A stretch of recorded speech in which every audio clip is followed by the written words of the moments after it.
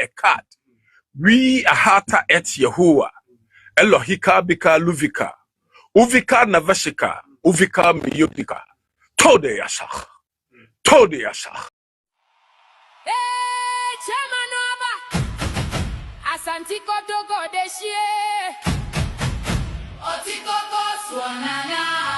Abrantepa. Osonova onsuro ja. NPP for whatever. For whatever. Untumi obien sawomu. Chairman obien sawomu. Obeyamambo. Untumi a grassroots. Untumi a movement. Untumi a action. Obeyamambo. From Kumasi straight to Accra. Chairman Niye Jata. Every corner people shout. Untumi them talking about the party no ya soldier. Oh no all ya bulldozer. Pressure no diva farm. Strong man never run from storm. Asantiko toko de share. Otiko boss nana. MPP no moving higher. Chairman setting place on fire. Hands up, flags high. Grassroots movement never die. One voice, one sound. Chairman turning place upside down. Untumi obien sawomu. Obien sawomu. Chairman obien sawomu. Obeyamambo. Untumi a grassroots. Untumi a movement. Untumi a action. Obeyamambo. Who they energize the base? Untumi. Who they stand no matter what? Untumi. Asantiko toko. Otiko suonana. Chairman. Chairman. Chairman. Chairman. Forever. Media pressure, no fee stop 'em. Every attack only make 'em stronger. Youth them chanting every day. Chairman leading all the way. Also no spirit in the blood. Fearless heart never go down. From Ashanti to the nation. Chairman bringing motivation. Obien sawomu. Chairman obien sawomu. Obeyamambo. MPP for whatever. So no power forever ever. Hey. Nyankropon twediampon totrobo nsodio tonsuo gba wiase wo na dom ne ne humobra no pei wode achae ma techemada yabodwemo ema emoja ediemo afrusane yakoda ne yada na yenime wonso hwe onambase mu oden so akrakra yen ejuada anopei July bosome da ne da toso aduonu nson wafimpim ye no ene aduonu ensiemo the 27th day of July 2026 the year of our Lord Prah Monday Bible say ade nyina mu yemfa sida ema wurade say eye papa anabone ye de wonu munyam ne asida de ma wurade sanse de ope ena woyo de woye odasani bia antiase tianopai ye ne ahwefo ne yetiefo nya da wurade ase say wakan wan kan bone no ani ani wantwa ya ntwene ewo ye bone ne yamumu yomu na wamaye opportunity say ye trase Hi Western Diamond TV, Western in the morning. Free sabrekwa.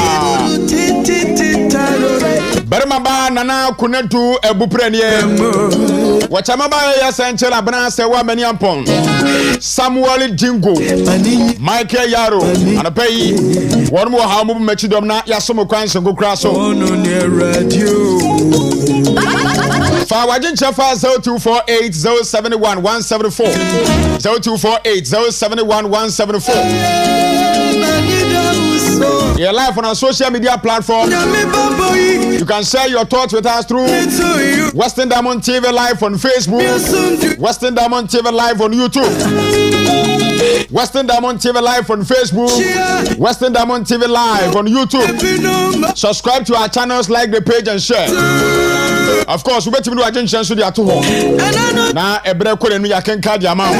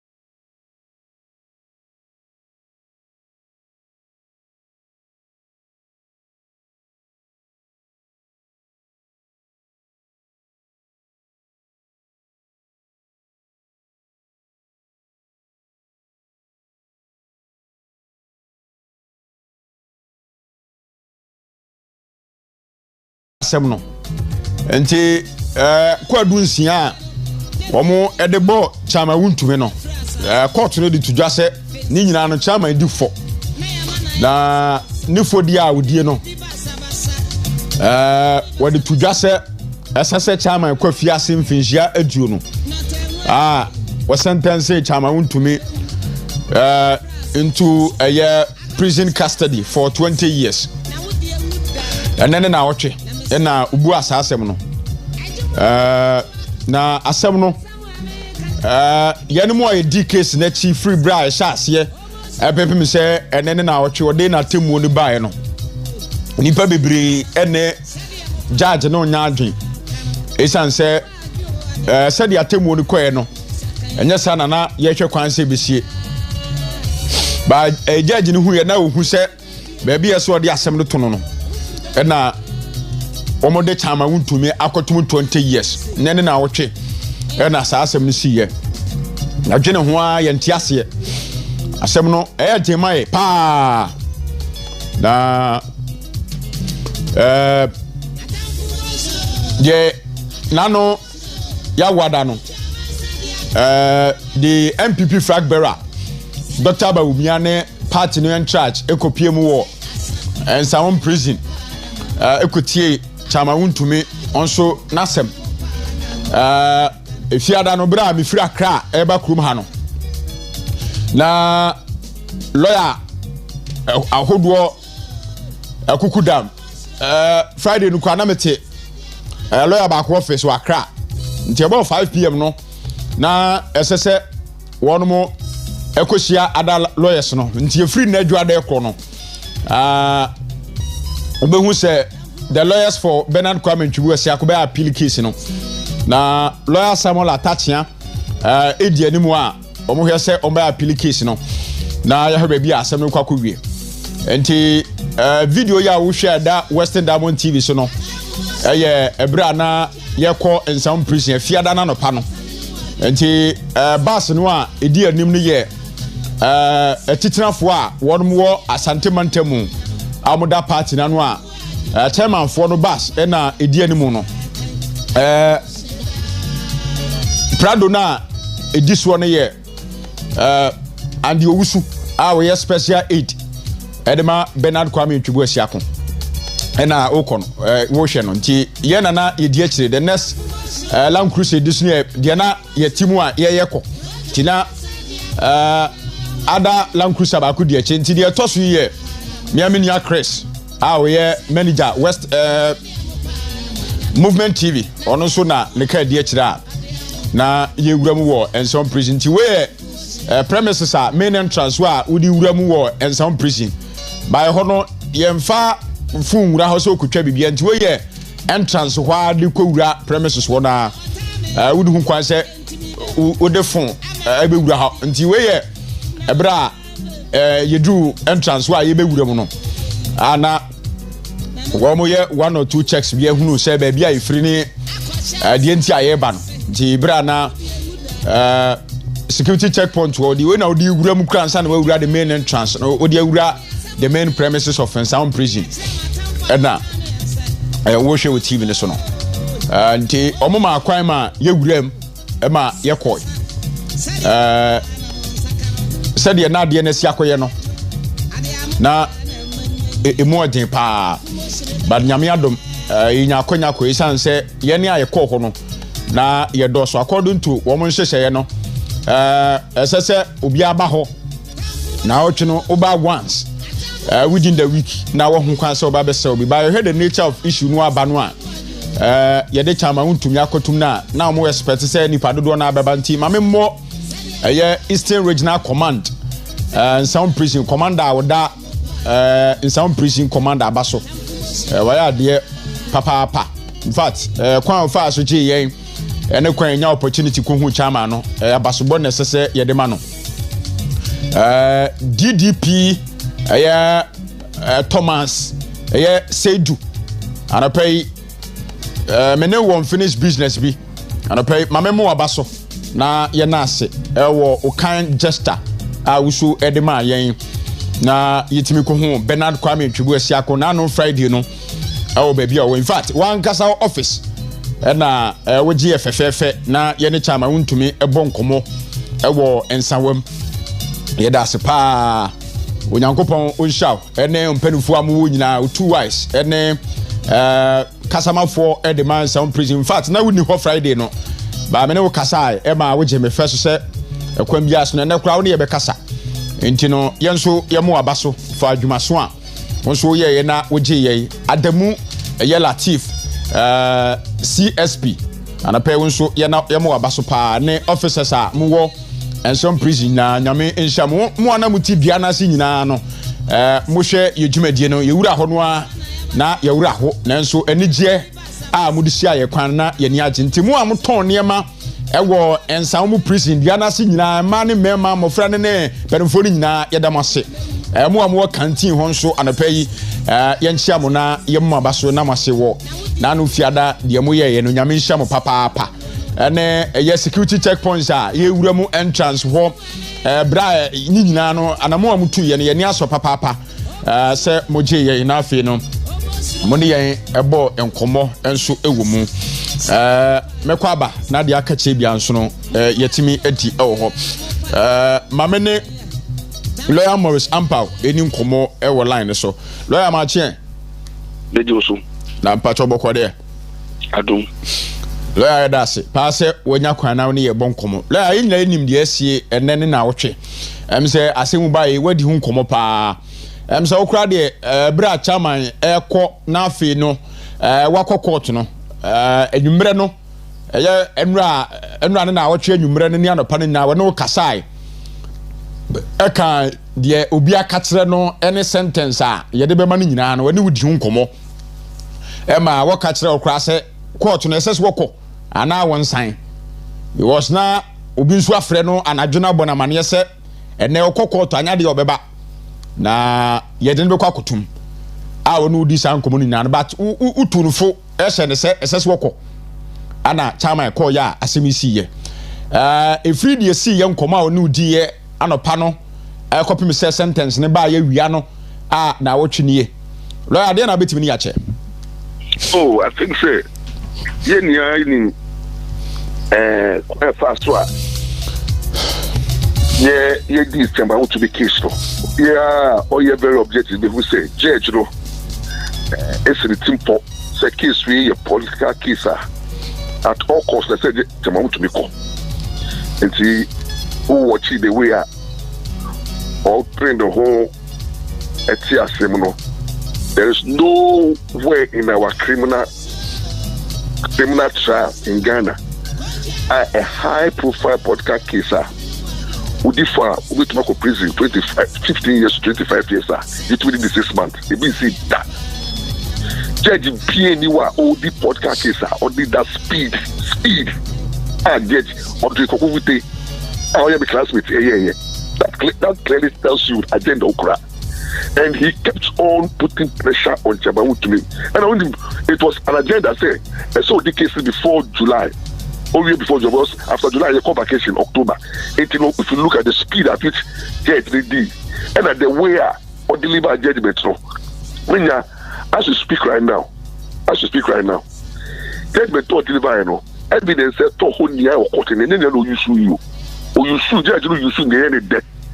The as asema Oti assemna wasi asem na we what say ni aye ebe boa wa mawo na obeka beto judgment na ebe fa no na judge na ye no the judgment na move here no e dance about court nia within 6 months no judge you want to choose and pick and it here and what they are ruling and the ruling no ushemwa there is so much loopholes. So currently we are having almost about 20 grounds of appeal. Now they were court trying to say judge back not try case here. Now the judgment is bad. I want you to watch it. They say on appeal no, the case no court appeal. They say re-hearing. They say appeal court. I never get this man. Sabe court transit. Not assembly near.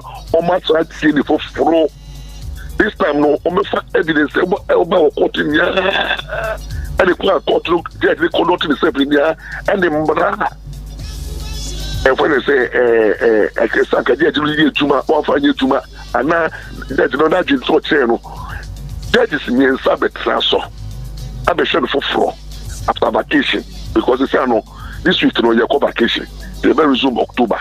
If you bump your price by October, no, now call appeal. Speed, I get really D assembly. Ask me, no, sort of it, to me appeal, no. And I can tell you, appeal court, you can't buy any judge. Only a three. It will be a for different angle. We say, at 240 case, there were court, no. Judge, now, would be at 240 case, no. Would be at 240, but case of court appeal, no. Appeal Danero because now all the judge back or judge back or not judge there. Appeal court and then I and you know, and my 2 case at 240 case no on appeal no a year 2-1. So that here it is a sign who to be so called appeal. And I believe say at court appeal no Nipa the surgery is different from Nipa back surgery. If there's so few appeal who to be called Supreme Court and so judge is a loom metro so review judge 7. There's a chance of who to me coming out through legal process. Legal. That's what we have figured now. Now with the political angle, who's a judgment, so he has a political an agenda of the government of the day was to target Chamawu to me and deal him. That is why Utu said all social media platforms, NDC follow, predictions. Somebody being some of them knew what was going to happen. Some of them knew say this is the podcast side. MPP for you declared Chamawu to me as a podcast prisoner. Podcast prisoner will be a innocent, a bino, a target. Now, almost did. Nse money no omo ko ye galamsey no omo ko say nsu no omo ko say forest no omo no ye jalobo and ye use some as witness against the people no why encourage why support omo no. And if you follow the trial you see say who really judgment you crap judgment na e kakre bia je tro no and then in me say who can in ya ka wo se be film what him say near for the regional Western regional former regional minister but Takoradi MP Accra court and support it amount to me. Then I find you to my judge, you know, I find you to my former Western regional minister Accra court to can say yeah can I'm say wo somewhere bono to me any and the which over report to my sec that is that's why the Western regional security say even more here can I'm say one assassin so until I'm didn't capture those things in the judgment. The corrupt people have a potential. More kind of judgment now. You are only reading a sheer judgment. It can't be partial. It's not the whole. We are not in now. We are in the when you are writing judgment, you pick and choose sanity. But when it goes on appeal, the appeal look at all. Two people who say they want to me a good case. Look at the records of proceedings and their judgment. Look at what transpired, and you also have your own judgment. Just in our territory, but that you know, you never when it goes to court appeal. So, lastly, Chamawu to be because it is politics. We also use politics to free Chamawu to me. We also use politics to free Chamawu to me. It is very looking legal angle, no. Yeah, catching NDC for say they have not dominant people because it's a political prisoner. We release him. And Ghanaians who are reasonable will understand it. Because the way I'm going to put is a daily Chamawu to me. The same way the politics will be done. So there's hope. There is hope. Okay. Lawyer say none on Friday na your coach Chamawu to mo when you kasa no. Nyansa mu ho na oda no ne ha no. But utie ni nkomo no a o se said the intentia na wonim na kuma mu se ne nansi sa baabi o mo se wakwa mine ne da na gold ne de o mo ye nyina ne hunim na yese ne concession ana obi awura mu enti ye na kom no eno na chairman edi ho yaw eno na chairman kasa no hwe nanimu a ne ya odi yaw like obonani no obesu obeyi a chairman na minim no na sa asem na oka no like odi yaw ewo nimu se ya boni tim pose no eno na ne ya ba nyenso priest na woda no Debi unim chairman me obey me papa case this start here no. Me man signal say me judge what so no me classmate. The Chief Justice and I appointed no. And before Chief Justice that appointed no, you should know the kind of judge you are. And we catch say Chama would me say judge the ko with no. Me the class me no in and out. Opa Takoradi judge sir. That when lawyers so no. Umpisa consultant kujiji. And this our Takoradi omo ko with it. Oh, you're very bully. You can't be a bully. And I mean, my pockets were in him. And the beginning of the said, Judge, you're too soon. And you intentionally choose it too soon for an agenda. And it's amount to me, you're taking steps. I can't tell you. Someone say, oh, Lord, I me believe you say, you didn't qualify the case. No, you may also just be named me. By kind of power, Crano.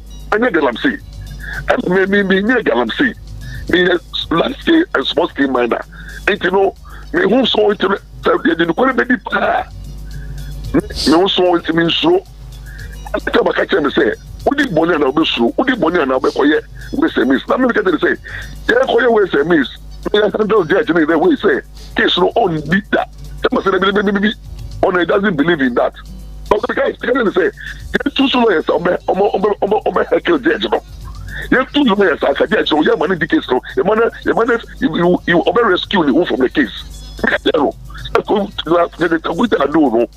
You wrong for making because that's the poster.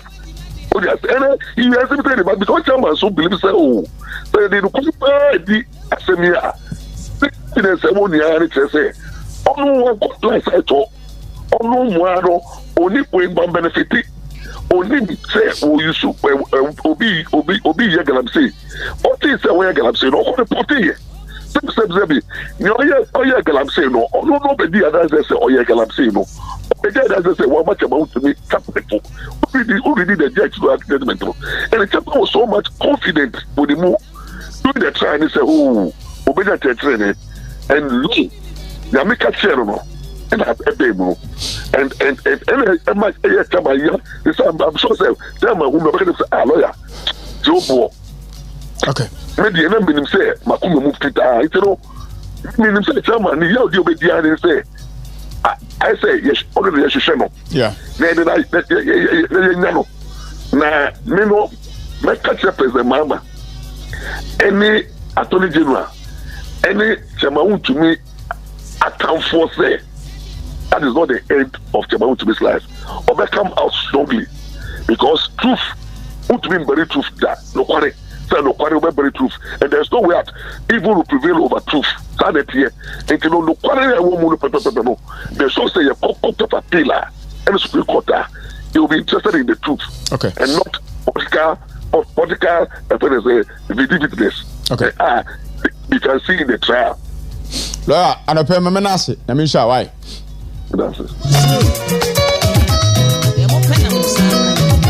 Abisha Lawyer Morris Ampao na mene no akwakudi nkomo no na ono nso di onim no ye ne no abonkomo ede efrem no na why chama wuntumi sin jail dentina chama ye na to jail no amanfo keka nsem bebre se wakoye illegal mining na mayen ka se chairman na prison because wakoye illegal mining nemum ntansa ye de abo chairman no enie se chairman wankoye galamsey ya angeli chairman because we galamsey ya angeli chairman because wa cause financial loss to the state ya angeli chairman because of we wia Ghana sika ya angeli chairman wuntumi sa we wia Ghana sika na ye jeli chama wuntumi because ne concession a third party akọ mine ewo no ne concession so illegally atemu a judge ne de bae no wankasa chama akoye illegal mining wankasa chama akose samara boyusuo wonka asa chama akose samara boy forest wonka asa chama akọwia obi asika judgment na ba ne enye sa ne tie na emom no yese wono ane concession anu obi akwa wura concession ni mu akwa illegal mining ene yesa na tie dia yamfa nkotum 20 years Ghana for muntie asem we yie Yanjeli chama wuntumi because wakwe illegal mining wonyi a Ghana ni bia sika and one cause of financial loss to the state no mum no what ye na kotum 20 years because a third party are mining illegally e the concession so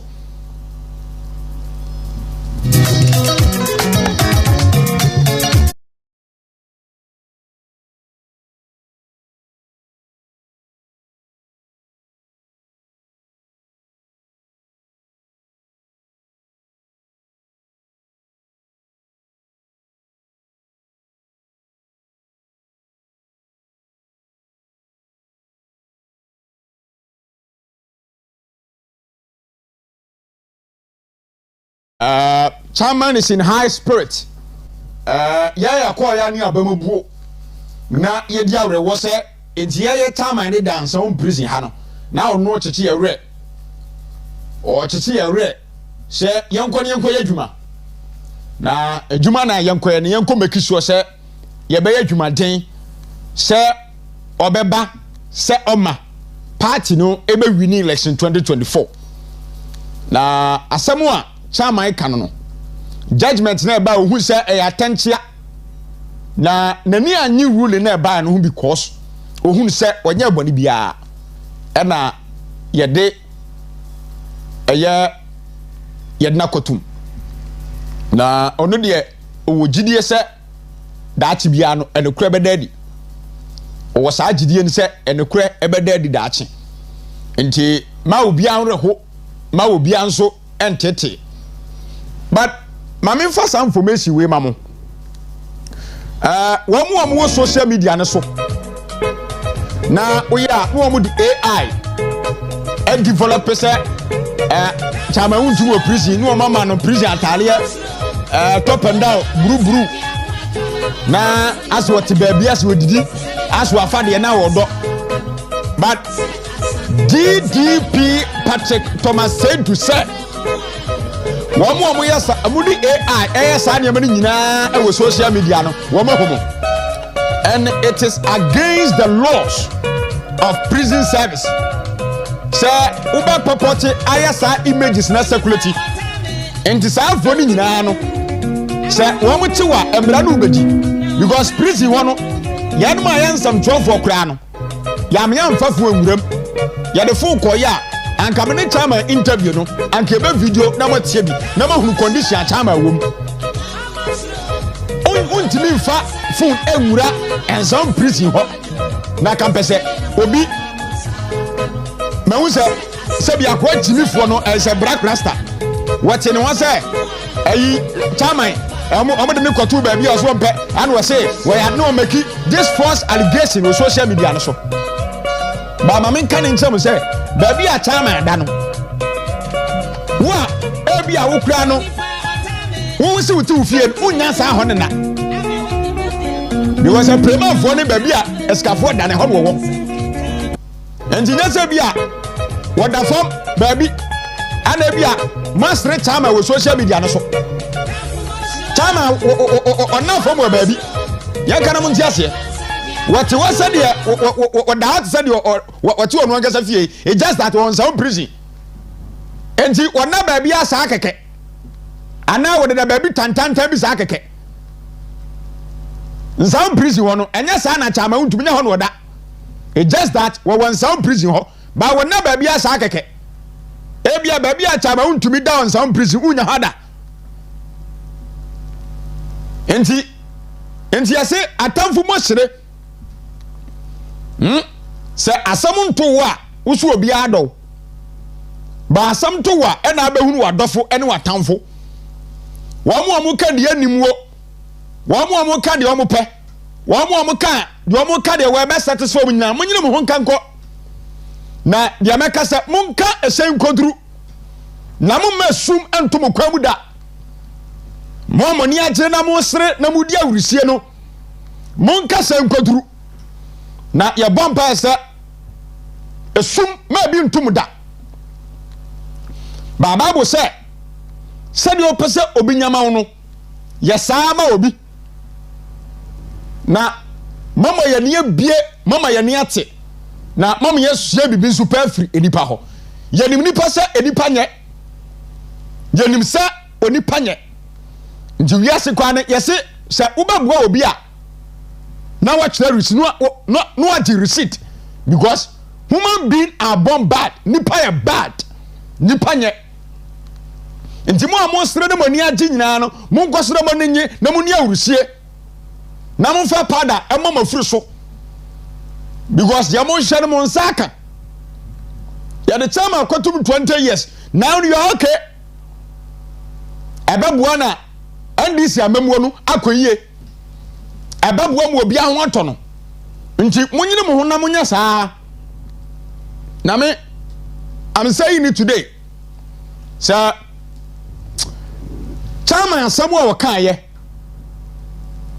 any statement bia wakan na no Friday no I want some priest wakan ye enu ti na mete ha nka dwuma we nka ne na awotwe ana mi gyaye because I don't see the reason why esa be adwuma me gusu ya adwuma asensem training I don't see the reason why ba obi a ye di awreho na yesuma no na asemu a wakan ye nti na mete ha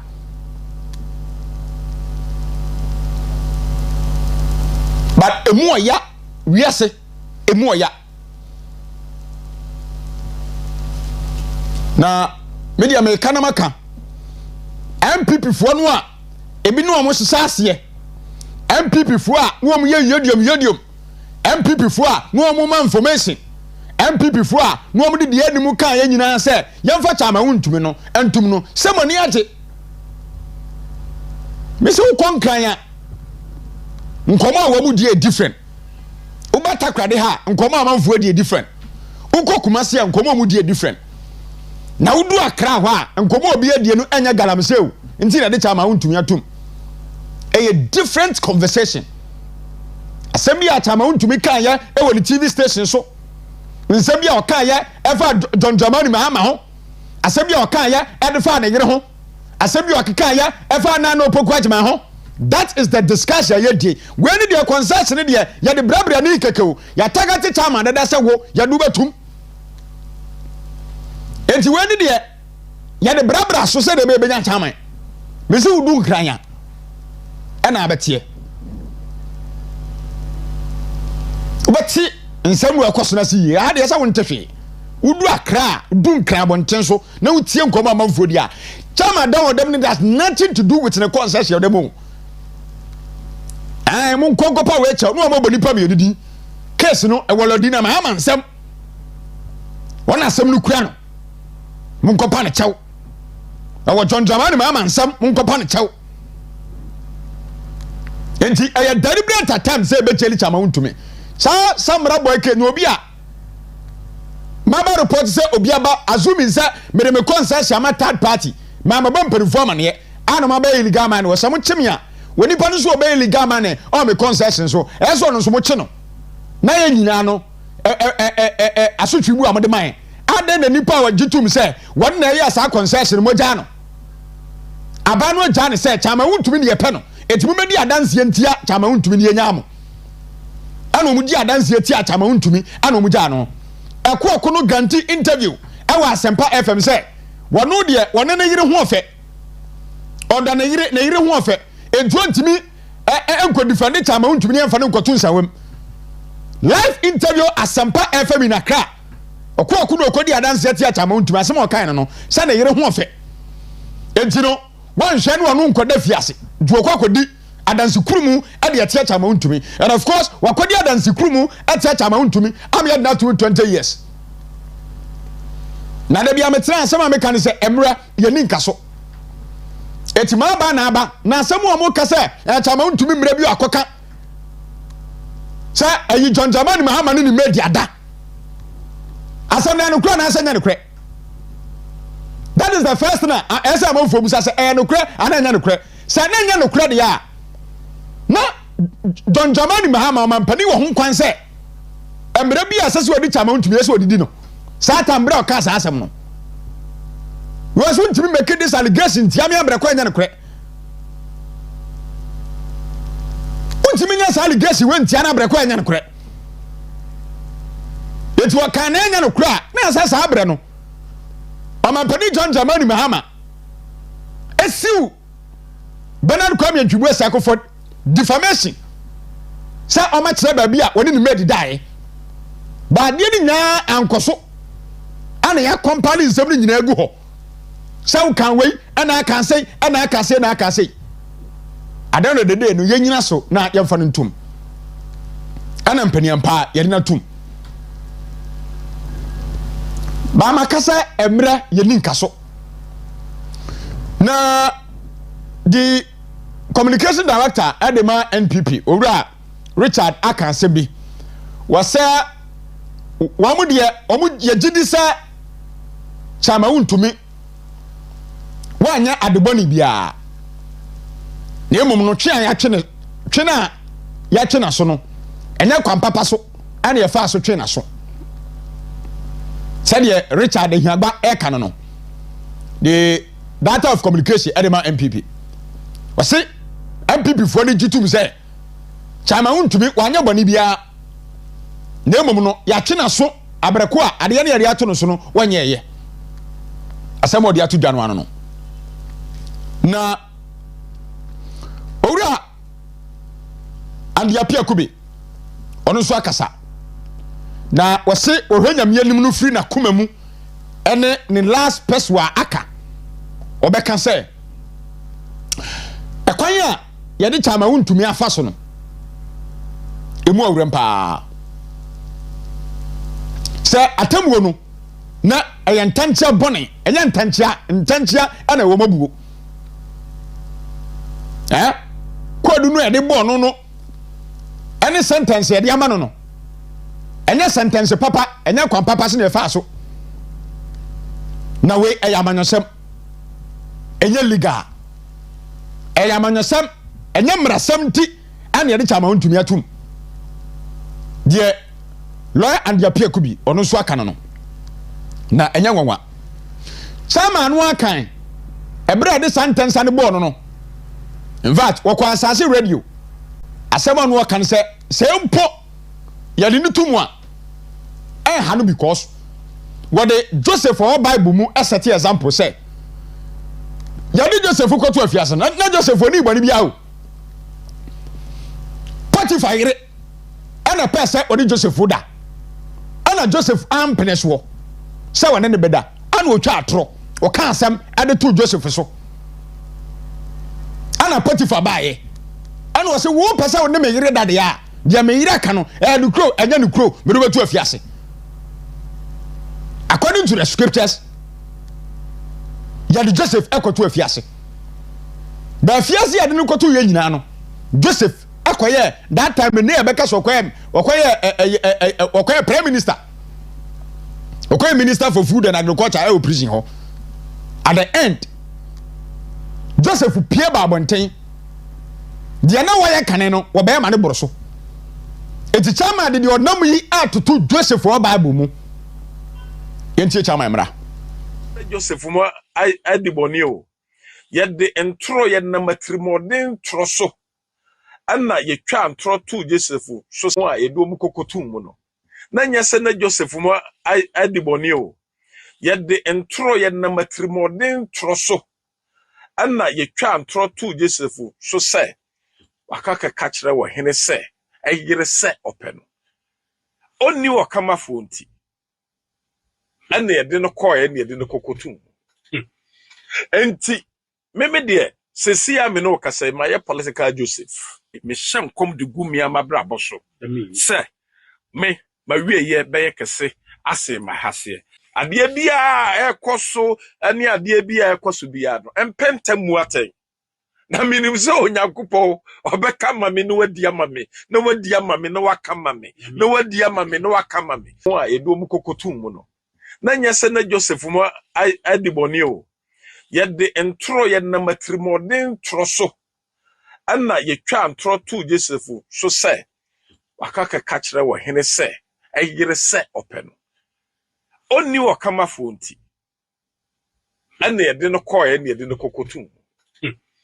Enti meme de sesia me no kasa ma ye political Joseph. Me hyem kom de gumi amabra boso. Se me ma wieye beye kese ase ma hase. Ade bia ekoso ane ade bia ekoso bia no. Empentamu aten. Na minim so onyankopɔ obeka ma me no wadi ama me na wadi ama me na waka ma me na wadi ama me na waka ma me ho a edo mu kokotum mu no na nyese na Joseph mo adiboni o asɛm a Bernard Kwame Djibu asiakodi tudwa ebra na asɛm no ba ya na eguso edi a o grant interview ene kwadu edi abo na asɛm a na oye media to de kotudwa ewo Asase radio na yenso yetie bi eno na chama de kotu dwamre bi atwam ewo good evening Ghana so na wo ne Paul Ademoche na grant interview 101 na enumu nu na Paul Ademoche ebusa ne se eda na wure hoye na wodi awre ho pa ye dabai wo so obira ne ma me firi mu ene bra sa time no na MPP na wa akudwa so nti wo de 2012 2013 atete adoma amade no femu no ene saa mienu ene the saddest day ever in life na yenti chama untumi. A bad day is the day my mom died and the day former President Mahama destroyed my company. To a bad day is the day my mom died and the day former President Mahama destroyed my company.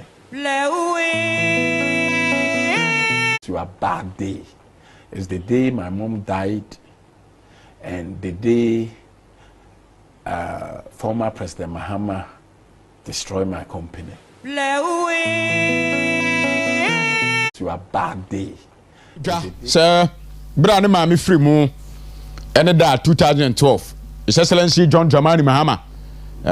The first time we buy the excavators and then the pickups now na minimum there na almost be 500 pickups makumako 500 now was seen including the excavators and the machine nkofo a wono mo buy the China fo a company fo no mu adwuma nyina no chese basa sa Abraham no Hangsaw mining company the first company obi nsakura na akonta man na eba sesere nso joy tuli ogu company no nti de asie no enye ye no bi nwanwa se obade a chama untumi eye the worst enemy in all angles of person break chama untumi down nti jelin chama untumi 20 years no enye nwanwa pisa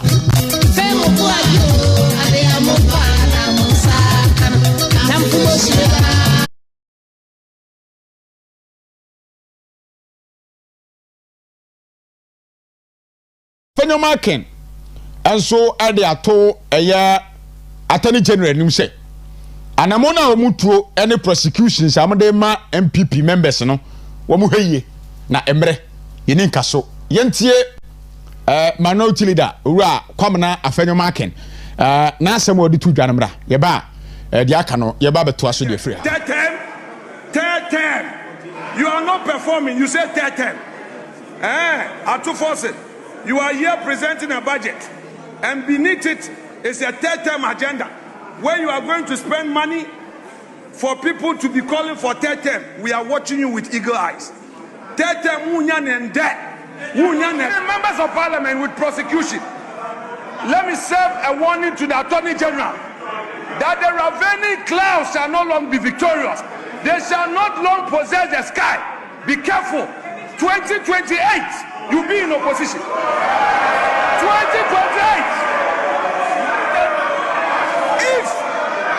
If you are not careful, Mr. Speaker, if you don't stop now, you will go and meet Wontumi there, and Wontumi will be out, and you will go in. So I'm advising you, let us all be measured. We welcome the reforms by the finance minister, and for the first time, he did something patriotic by acknowledging the digitalization reforms we introduced in government payments Today he has acknowledged it. Mr. Speaker, we commend you for acknowledging MPP. We commend you. But you can do better. Tell your government to free all political prisoners. You are threatening members. Now, Federal Marken, what the two watch this prosecution be ba agent any abre make sure say the past administration officials no one be jeli wo mu na no den pa njo hye ora Samuel Atachia na wo news fast so na wo den nsem bebere koto dwa so say wo hu ni say said atamwo no eko ene said judges a ewo Ghana omudi high profile cases no the speed a omudi dis asem no ano odin na ase a deliberate attempt say on pese omudi asem no tentem na nipa bi omabo omutimu pese omdo mutum no omdo ombetum Samuel Atachia lawyer asem odo tu dwa no yentie na asem no bra ebra na there seems to be an indecent haste to prosecute what I call political cases. Because there's a justice delivery system in which the judges are not by themselves in a hurry to prosecute people, that to adjudicate matters. You could go and do an audit of the adjournment mechanisms in the court. If you do a proper audit, you see that, look, cases are treated in the normal course of events. And a judge could tell you that, look, our adjourn this case. Some people can even, some of the judges will even adjourn 2 months, an adjournment. Okay. So now, this is a special case. They take it to a special court. And the judge will tell you that, look, you can't go to another court and then maybe do a case whilst I'm waiting. You need to come to this court. And then we proceed with the case. What is the meaning of that? It is ministering to the generality of our people. Now let's do an ambulance trial relative to political cases. But when we come to the civil cases about land matters, the same energies these judges are using in trying to, adjudicate criminal cases, are they applied to civil cases? That if you got a very good land case, a judge will tell you, like my previous situation, come to court at 9 o'clock, and then let's adjudicate till lunch time, and then go and have lunch and come back, and I'll close at 4. Are the judges giving, their energies to the political criminal cases, but the rest of the cases which are not so, or other criminal cases, they won't give it the attention. So there is a good grounding for the position that as if the judges are in an ambulance mood to jail people. Honest with you, there seems to be an indecent haste to prosecute what I call political cases. Because there's a justice delivery system in which the judges are not by themselves in a hurry to prosecute people, that to adjudicate matters. You could go and do an audit of the adjournment mechanisms in the court. If you do a proper audit, you see that, look, cases are treated in the normal course of events. And a judge could tell you that, look, our adjourn this case. Some people can even, some of the judges will even adjourn 2 months, an adjournment. Okay. So now, this is a special case. They take it to a special court. And the judge will tell you that, look, you can't go to another court and then maybe do a... Samuel Atachia de Tujana, Wamana no anso hwa na o san kire se wo hunu se application o mrebo koto judge ne nim concerning chamon to me case be ya sa Minerals and Mining Act no on fan ko Supreme Court for interpretation na judge no and yantum no ne nwanwa pa judge na ye ne ho se o ye a Supreme Court judge chese wonu adi asem na wan pene ama sa interpretation akoso ne nwanwa pa na almost so far no womanya almost 20 to 22 grounds amujina so de akwa appeal case ne ntie eno so de Samuel Atachia lawyer editu dwa no na it is important to come to terms with the fact that a high court should never graduate into the Supreme Court when there are constitutional interpretation borne out by the trial. I want to stress that.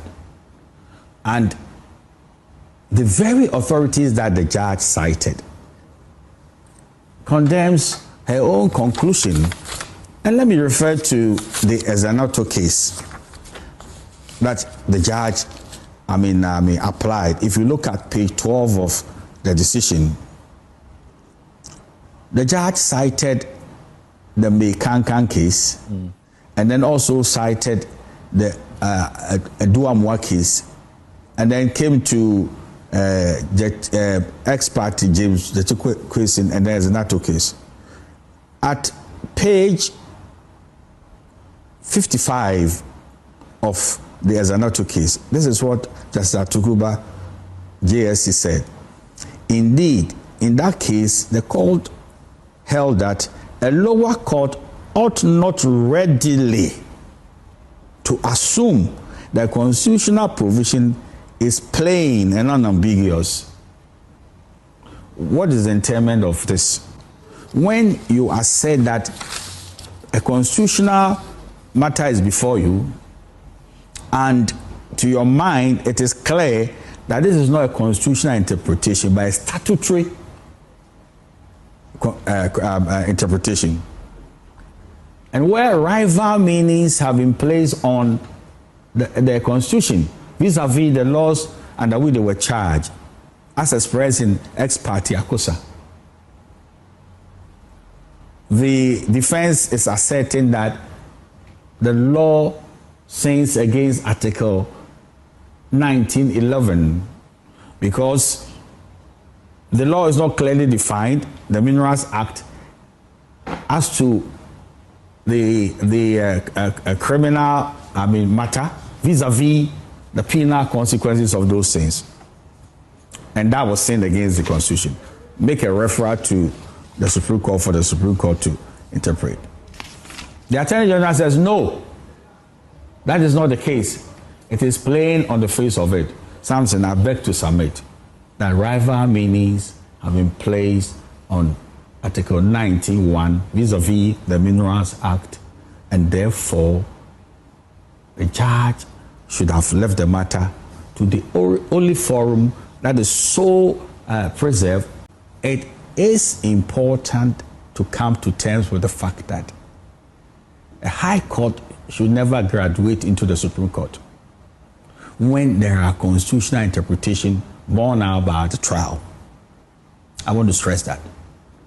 And the very authorities that the judge cited condemns her own conclusion.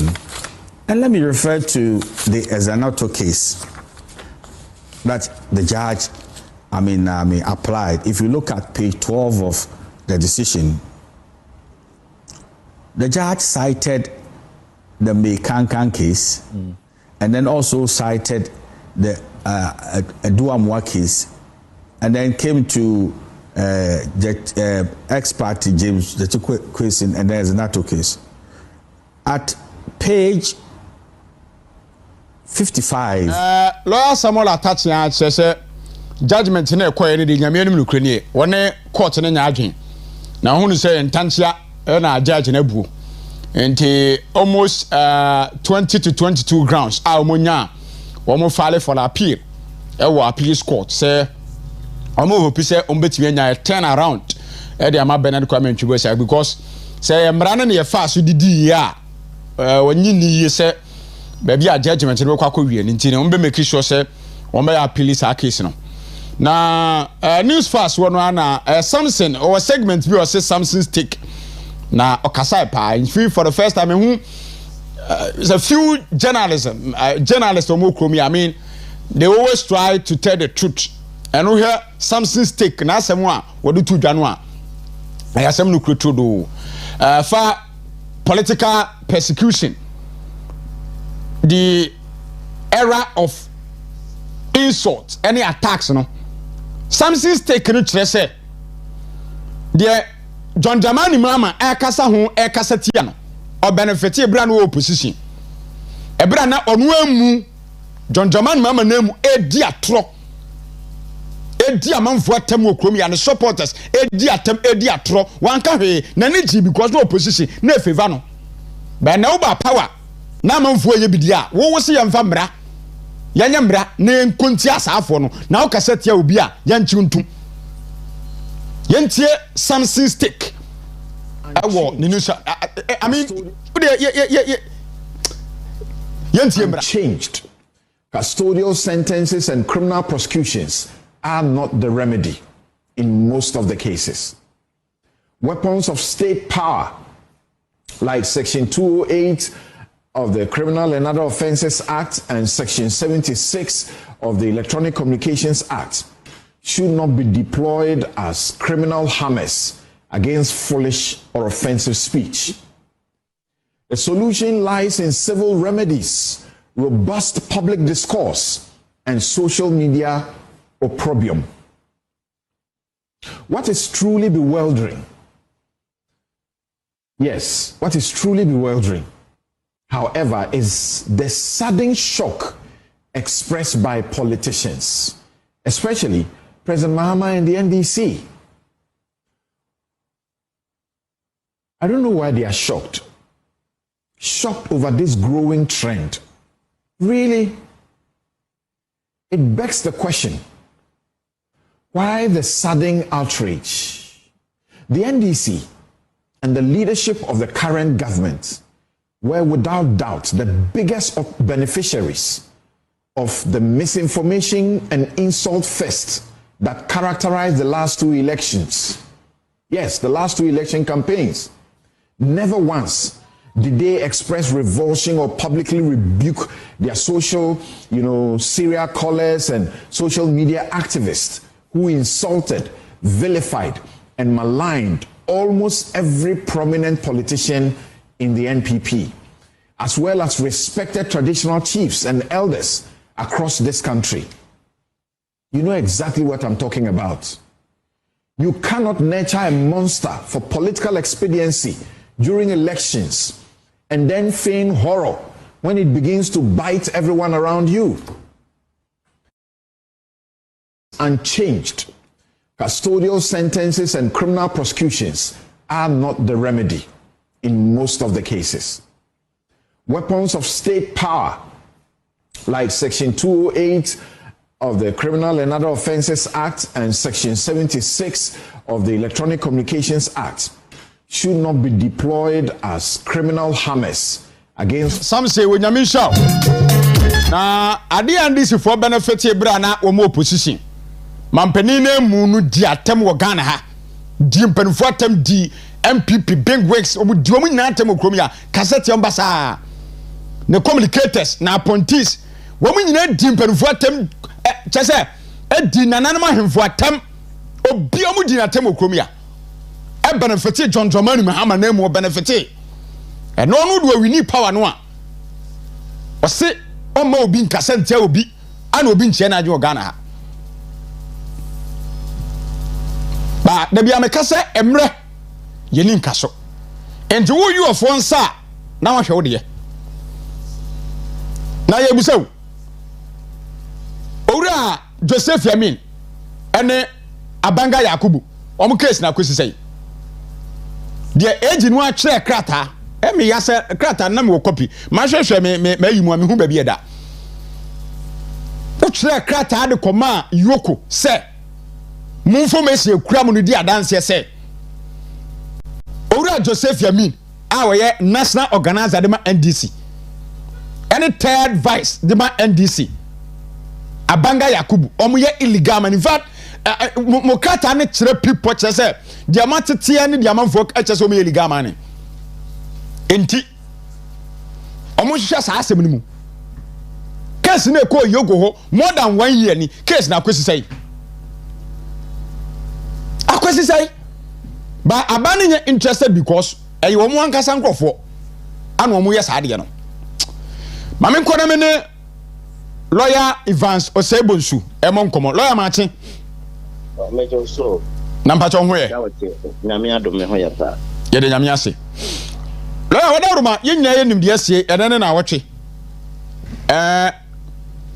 amampani John Dramani Mahama ɛde chama ntumi akotum 20 years na yebusa wo we no sɛ ɔmo yɛ appeal no a ebe na fallout bɛn na betimi possible sɛ betimi free appeal no mu aba ɛno nkɔmɔ ne enu de lawyer yo me da se insanti a watie fo no ahefo nyina ye da se you see court of first instance no dia waye na adwuma wie na waye na adwuma wie no one oma wie na enu nti na court no yaye apex court no yaye court of appeal ni yaye supreme court enyina wo but wo hwema enema bebrebe na wo hu ne se ebetimi ama sama wontumi kwa appeal a obetimi asosidi one of them say what kind of judgment na at the time one na was say I don't know referable to the Supreme Court time and do be imprecise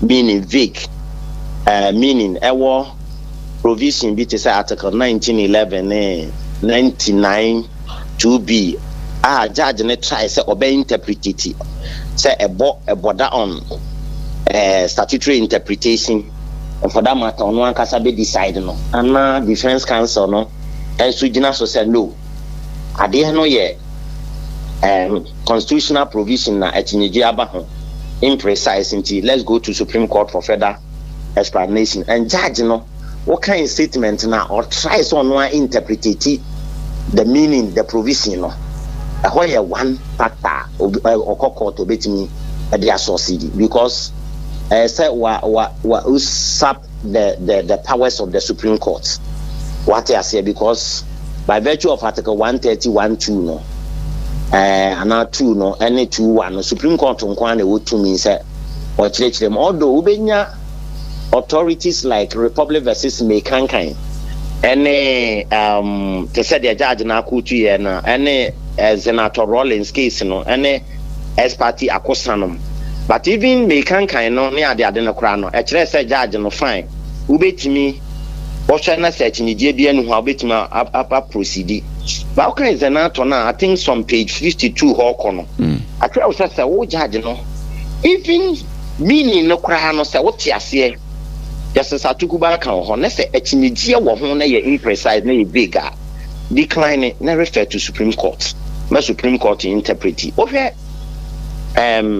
ex party akosa and also akasa asem na ex party akosa say you look at the entire pleadings the facts the merits everything now if you say big imprecise meaning na say a big atinije wo ho a rival meanings have been placed on it and try so be and a judge no enyo ono ankasa na understanding but ono ankasa try so obey interpret it read e hona e hokra ye one grounds obetimi akọ apart from omnibus grounds yakasa omnibus grounds enema kese a memfa ne se ne de obi betimi agina so obi e kwa appeal odi kan mention ebi ne said the judgment is what harsh and excessive and they all mention no we are and no actually apart from omnibus grounds no oba judge na nkasa so mfom so a oye ya e hor betimi am appeal another point na me kan judgment na me say hu ne say at the time Henry Okum I say wontumi de okan say me nkonkodua kube and there was evidence of kube yadua e was site about 18,000 the court did not abet in the mind to that na say Henry Okum na nkasa se wokoye no wa ma me sikanti ni hu say gold ho ana me ame kokoye gold ni bi illegal mining ana na me de ba be reclaim assassin na e ho no I surprised me say judge rely on Henry Okum statement no because they are proving beyond reasonable doubt e ho no na was saying ka judge no etima prosecution ni prove e dey adanse bibia setimi ba say indeed Henry Okum illegal mining no ye na ye wuntumi na man ye because so share section 46 of the Minerals and Mining Act so e ma kwan say section 46 no e ma kwan say obi a wo leasehold or ye leaseholder bia no anase wo lease ye leaseholder bia na okuta lease bia no to mine no na science ne previous na ne servant ni bibia timi ko eso ko ye adwuma likewise any panel so reclamation any panel so betimi aye so the point is that wo akọ na se wo ampa indeed even the coconut trees no kra na ye dua na e che reclamation na say afforestation and IBB at Tesano, and Okrano, the court did not advert in the mind. The court solely rely on Henry Okun, although the entire, circumstantial evidence. And circumstantial evidence means that there is no direct evidence. Then you need direct evidence. And direct evidence, indeed, you say we and a human say we. But circumstantial evidence is a pieces of information that will lead to irresistible conclusion. I said there is no other person than you. It is a fact pieces of information. The court decided we would do versus the Republic. Court do one the girlfriend or person warren now or medical doctor Kwalibu of land and never one a second. You know what them no one a second saying on one. A chain evidence or the buy and say or banning on any you know what them nebushing for how muna or muna plan is on Bekumom. And no muna or banny can the second one.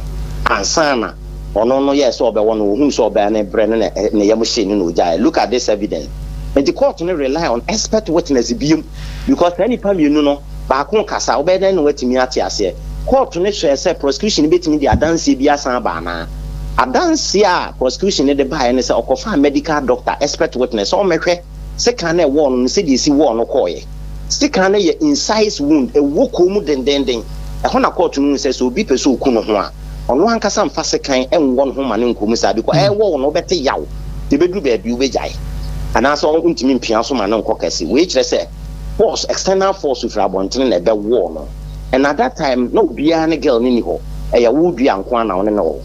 Copimsa court in one for somewhere 1983, on the last person of Rolling Sikuno. Young Comunipa Bumorgana. So the point is, a circumstantial evidence, pieces of information. The same thing court decided to be Republic versus Ananefiajo, a broad and a bar, a call Fuma. Or Bokun Bano or say and he was the last person on a bad period. And the court knew use pieces of information that will lead to irresistible conclusion. And the point I am making is Henry Okumna cancer. Say any pay a ban star witness, then the most dangerous aspect of our criminal jurisprudence and say the moment any panabana gonna say and yet may use to at Yamani Attorney General Bear back. Whatever that attorney general will tell that person, say, that can ask him we go son, said the I'm a target in the way I mean no obey because I'm a promise and I said major hour. That is the most dangerous aspect of our criminal jurisprudence. A bit me innocent person, what you say. So me point and I say, okay, judgment na in tukuru bebre wo minimum set am wound to me. On any lawyers, MPP lawyers no. Omo try so mbe appeal. There's a likelihood so mbe succeed. Lawyer dear, me pese me busa to aso ne say which some information ya ba ni appeal no a de na betimi afiri mu ba ya betan ne ruling no na waba ana say mfie no na ye betimi ateso ana appeal no is na be. You see, if the whole decision of the court ni nyina one, if been on the can say the sentence is even harsh and excessive, omnibus grounds. So I will say sentence will be a first time offender, the first time of having brushed with the law. Unya brush with the law pen. Now I command 20 years. Well, whereas act and talk about minimum years, 15. What command 20 years, which is in the middle. Obi awaye bonini be pen a bit me na kosa. And a whole a hokra excessive and harsh. Unreasonableness. A hokra too. At the time, accused person no work court in the lawyer niho. Or pleaded at that time, only 2 applications. Accused person in him say, or back no be T application in whom wire because the lawyer tia the night essay niho. Now at the end of the day, no be drew ya. What's the media? My brushing out. Like now they are meeting the all can intimidate me decision ba. Yen na enim Chachuchi Kata versus the Republic. E ma ura Chachuchi na so de kwa api. E ma api no etie no etwa na asem ni nyina mu. Eti I think say we read judgment na about e ko be say o metime nya grounds to bear 20 and 10 e kra de akọ. Enji e basa na there's a like we say court of appeal betime twa ni nyina mu amana fa no e di aba. And yes e be e ko reduce sentence. It depends because jina de o mo de be ko. Court betting yes, at so Araba media dem hu say there's a likelihood say court no be kwase de we na any nyina. Want to be where political prisoner na? To me mene omo kan sa asem ni nyina ya adwene on the basis say why not say prosecution e be charge Henry okumu no aka ho na mo yusu wuntumi nko a all right to do that, but the point is we bibia also ma pepepe yo nyina yes citizens of Ghana ejen okumu ne so agya tum so no de okọ illegal mining although wuntumi ka so nko reclaim asase na me ko illegal mining and state ne se me yusu na me de why prosecution e tia obi fine ono akọ wuntumi nko na pa ye wo evidence of enipa bibre ye illegal mining wo ma we ma e bi NDC for BMPP for e bi MC omumu bia no ya akwache wo mo anase ye de omu gina amra nanim eji wuntumi nko na ye de ni gina men kan se wuntumi ya bone am ye mpanese no oye bone a ofata sa so twene de o ye de ma no enti to me me hu ne say prosecution target wuntumi so or the be ko jail am pan deed or the ko into a political prisoner because the man a political prisoner says a baby ba no be enter no only prosecute aja ne nkrofo bebrebe na or the aban that there be mu ni pan kwa so mo kwa na me try o mo dia then be a political prisoner because what try one kasa unipa no asa try opposition in nipa and then the fairness because the constitution talks about fairness and equality before the law. I'm not saying pay. Bibi actually I be a so Evans Osebo so a private legal practitioner. Ono na me na kodi nkoma fa say grounds from the be kono say omutimi come asem ya likelihood say ibetimi atwa case ni na sentence ni betwam na chama afa no hodie no very high. Nti the ono so dia to dwa no. Na me ka age kwadu o de ball Joseph Yame ni abanga fisi na kwese. Yentie age no anu mu asem. Video e free good evening Ghana so Paul Adumoche and we both video the free so a ye bo bidia mam yentie asemo a age no Dominic ayene di tuga efa news o monya efa abanga fusede ene Joseph Yame se omo ye illegal man a o maboche na e dia akoma yuko se onye investigation wan ye nie ye nya omo hwe yentie video no reba e beto asofia who are politically exposed to the economic and organized two people who are politically exposed to the Economic and Organized Crime Office for Investigation. These were the Honorable Yamin and Abanga, who is a third national vice chairman, one of the vice chairmen of our party. When we did the referral, it was upon intelligence that we got that was sent to both myself and the Minister for Lands and Natural Resources. But after we did, some petitions came from small-scale miners to the Economic and Organized Crime Office, then complicating the investigations. And so, as we speak, an investigative report is yet to be made to my office because those small-scale miners also brought their petitions that had allegations against the two persons who were referred. Two people who are politically exposed to the Economic and Organized Crime Office for Investigation. These were the Honorable Yamin and Abanga, who is a third national vice chairman, one of the vice chairmen of our party. Utie de wo kan ya waboni pam yenu kwadu small scale miners e de hu nkrata babo kwadu a se abanga fuseni abanga yakubu ene Joseph Yame eya illegal mining no anu bia monam so ase chairman concess obi akwa illegal mining wo so ye na tum 20 years no NDC Joseph Yame national officers yebi 1 year nie ye nchi obi a hunu baby asem na kodru 1 solid year enie hey emu ayo amamu na joma mebuo no enyo we target opponent na nkrofo de we ja wo mo ebeto dwa ha se this year wa afano southeast wanene MP aya illegal mining John Mahama nka ho hwe yanya arrest bia yan prosecute obia wow I see but another Justice Simsai was say when you need say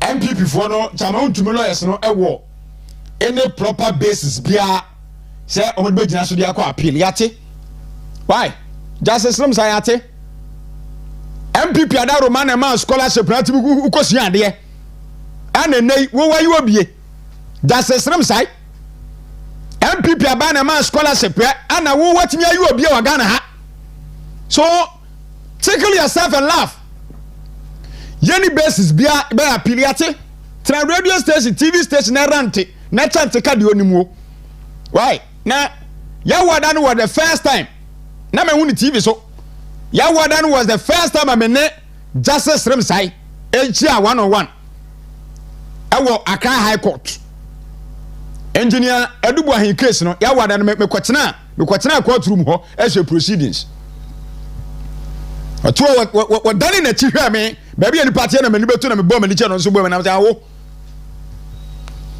na wusha brantie no ene alaya be 4 e ka no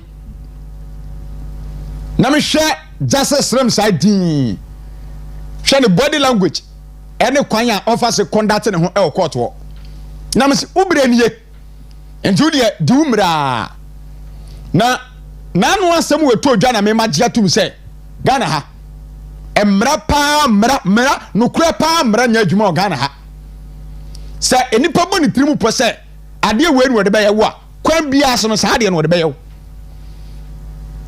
amfa woni wo nukura wo ka amfa woni asem nu nim ho hwe no de aka se de be yewo no eno an de be yewo circumstantial evidence. Can you just imagine me nya say case you na me tibida circumstantial evidence asamu no wa pick pieces of information bi and we just dey bu aten circumstantial yate anom dey ageli chama untumi for 20 years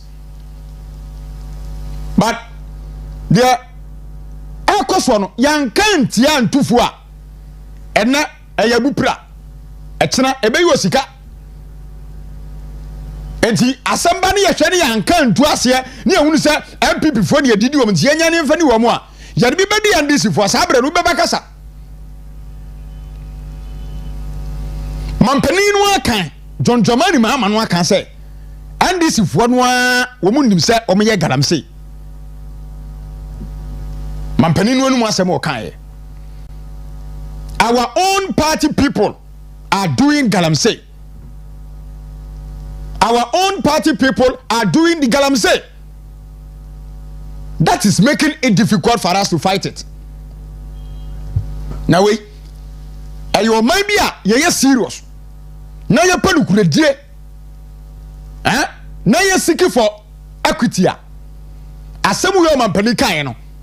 Na nkrofo no me galamse for no me henfo a. Kano mampani betimi amense wo mu a wo me galamse no. Na mampani na nim say we were can 18th March this year. Say NDC for no eye galamse. Wo mu ye illegal mining. Mampani John Dramani Mahama, with due respect, but of fato so mami. Unim say onkofo eye illegal mining akwesi sai. Enfo ni ate wo mu. Enfo ana ya prosecute wo mu. Wo mu ye say John Dramani Mahama. Ubetime update Ghana for 18th March 2026 na aka sa asem we. Anana chama untumi na na target opposition. Wa mi no target no ase obecheli no. Ubebre no nyuma ase. Na nanu aya titi nkomo bi wo. Aka na ya na case no. Na wanya na untumi ne properties na de nsabeto so. Mumfa mo nsabeto one ne properties so. Me say se wudru nkran a enkomo wa mudie no. Wo Takoradi a wonte. Sentence and Yamachama Untumino, it has nothing to do with some rubber case. It has nothing to do with. And the Abrabrani, and the Yasianikake. but there are more to it. Any actually chama untimi 20 years. Mampani say NDC for no illegal mining. Wamu ye illegal mining no John Jamani Mahame wamu way. Na wamu also me NDC for me illegal mining no arrest bi akwa ma wamu anwa ya che wamu anwa wamu case na kwesi say. Hwe abraba na wo bodu hwere yo. Amamu na wo buomu.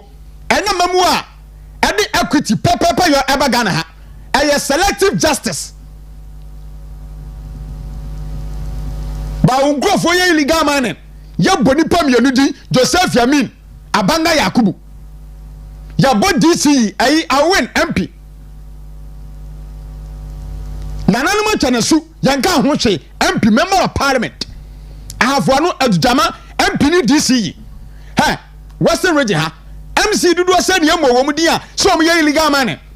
Investigation be pa na John Dramani Mahama what the security apparatus aye avasa afo no ho asu say aye ne kure ananya ne kure because ya bom di so mo ye NDC for eti John Dramani Mahama wonya eager to prosecute these characters but MPP ni de yenya no MPP ni de yente no MPP ni de ya harass no na NDC ni yenya no manenko de amu ya nanya na ana mo betwa so abawo Amampani jo Mahama ne na punches enya ne ana mo beti so aba o ayo kina ayo mre bi adi ani mu eba enti dia mo hwehwe ne mo nsaka mo fa mo nsantu de gapade so hey na mo huntomo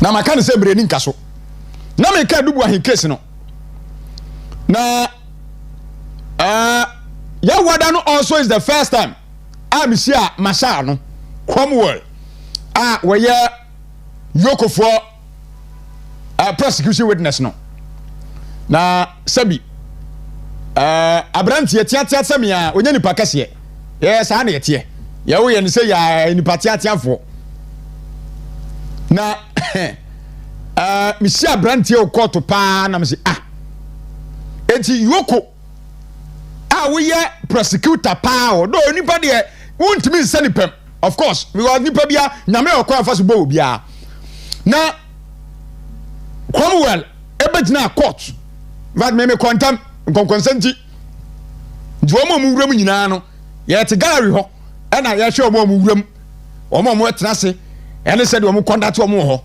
last person oba ye no judge no by na court rise ni nya ya sorry na ensamua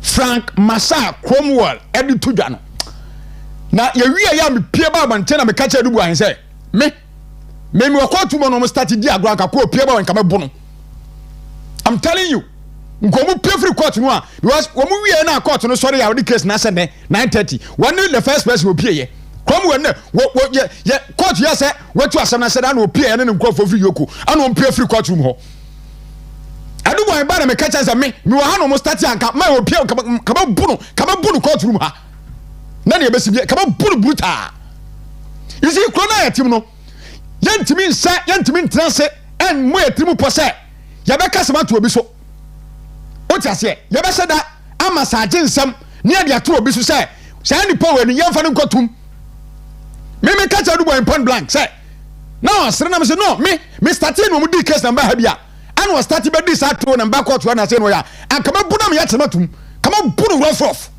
because you cannot lie you want to be near to somewhere ya dem wa won mu ye no case ya dem wa onti ase ne ya ma court me dia dance ye ya bu se wa somewhere no repeat ya bu se judge no I someone attach you a simple question no dey wada simple question a need answer yes or no no dey wada because asem no ya coach no yeso obra court ho no ma kansem no emfa mu adubu ahen so entu tie ni nsem no ensisi so I assumed tio obi a wo court wo be di adanse you assumption and na dey kopie mo court wo we se wa adanse tia adubu ahen say 41.9 million Ghana cedi no say sika ne kura no ya mfa nkonkoto cyber security defense ni san fidie no cyber defense system ya nkoto fa danse die bra na mame mo lawyer Samuel Atachi abaso me first time wa makosia the court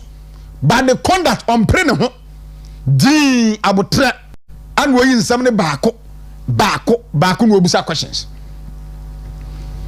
Samuel Atachi aba court oba bonte na obegrantia ni kasa kwa the quantum we nya e court ho ana obusa a very important questions ana kom wanu anansam de abepie mo court no obubu asam no tokuro ne nsam o kan ya fasika asam no ya nkontabuo ni onya botre ana obusa questions no ni obusa na nsam a esa krom no beyi anu a no de wada nti judge no kwati mi kacha asam no obusa answer the question the idea man no answer it the can answer it answer ya judge ne kan nzana wo beyi anu you see we sa de we no ye boye trimu pose yanwini bibi yanka bibi ntu obi so yanya bibi wo bi huma tan de ya na ye dibu ata okrom de a ene ekro we are not safe for Ghana me tie obi mpema sam no otame a of course minim sam watamfo na pasam de ato beso a no apro bi so obedi adanse to obegyina court a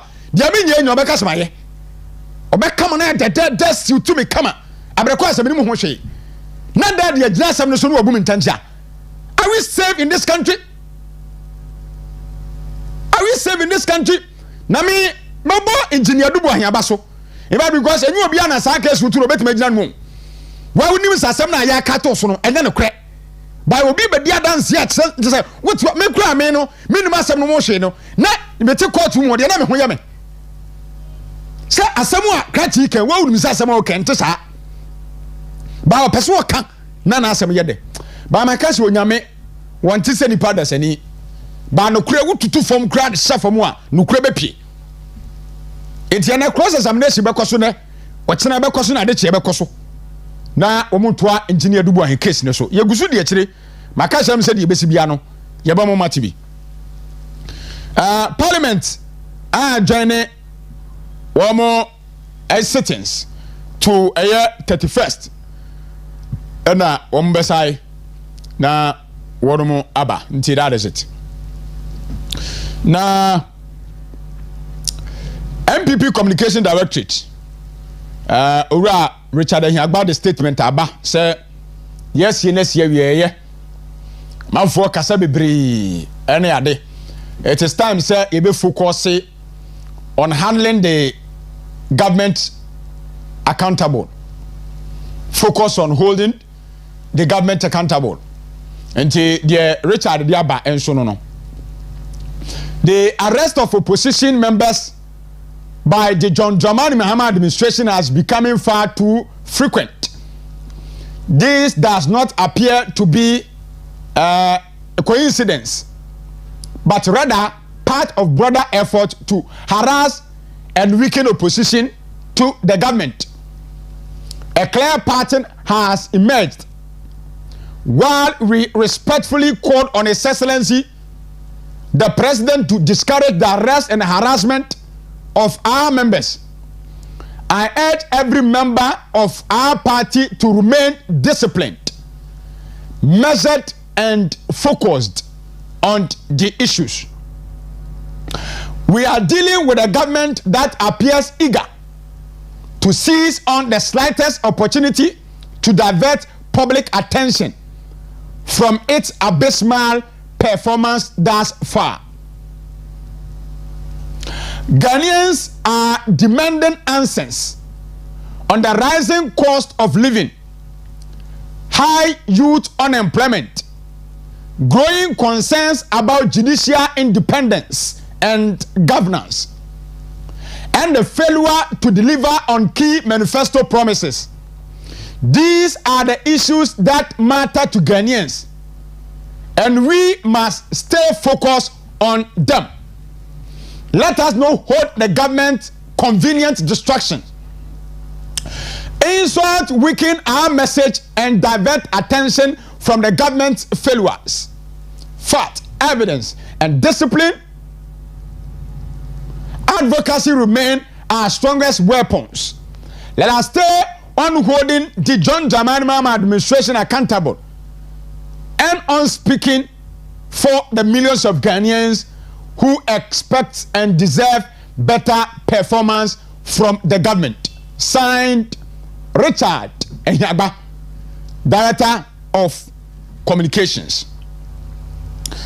Enti the Richard Enyaba eno sir aban no pese o divert amanfo attention na wache amanfo. Ene no ka say net 27th.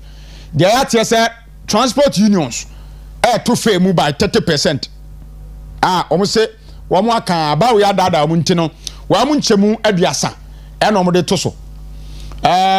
Wednesday me ko Accra fuel am to ye different from me return Friday fuel am to ye na bona different me ko 1386 and am to ye meba me to no 14 is it 36 or 85 yeah 14 17 14 40 something petrol me no ka say diesel nam almost be 17 cities abaya also obaya petrol ni diesel obeti so na wate gas boss no gwa baya watutum unko ya last the same week now ni asato petrol ni diesel mo ba areho o man ya chechire but the atia no o chama ba ni abna mungure mu mame na esu saka ne yemo boso kakra na yo ntu asonko enim nyame yadomu a August de toso dunum MPP for ebekọ koto aba e de ye regional officers but mame nka we say Bernard Kwame Ntwibu Asiako elections say beba so for national no be contest nti obi kwa fa forms na ma no na ya fele forms no ni aye bibia de ama no and edu vetting so a na edu vetting no na odaso wo mu o ma ya ye be kwa vetting no election no nyame yadomo a September de to so dunkro no Bernard Kwame Ntwibu Asiako be contest nti mu a eno ka ho bi ena mo mpese obe contest bie no chama untumi be contest owo prison kwa no be contest ne be to abama no na wa wini as national chairman se enu ka hu bi na NDC fo so dia chama untumi obe contest mamani abana munwie ye wi a omo pray for various positions no ba be do omo come from Bono East region Central region and then Ashanti region.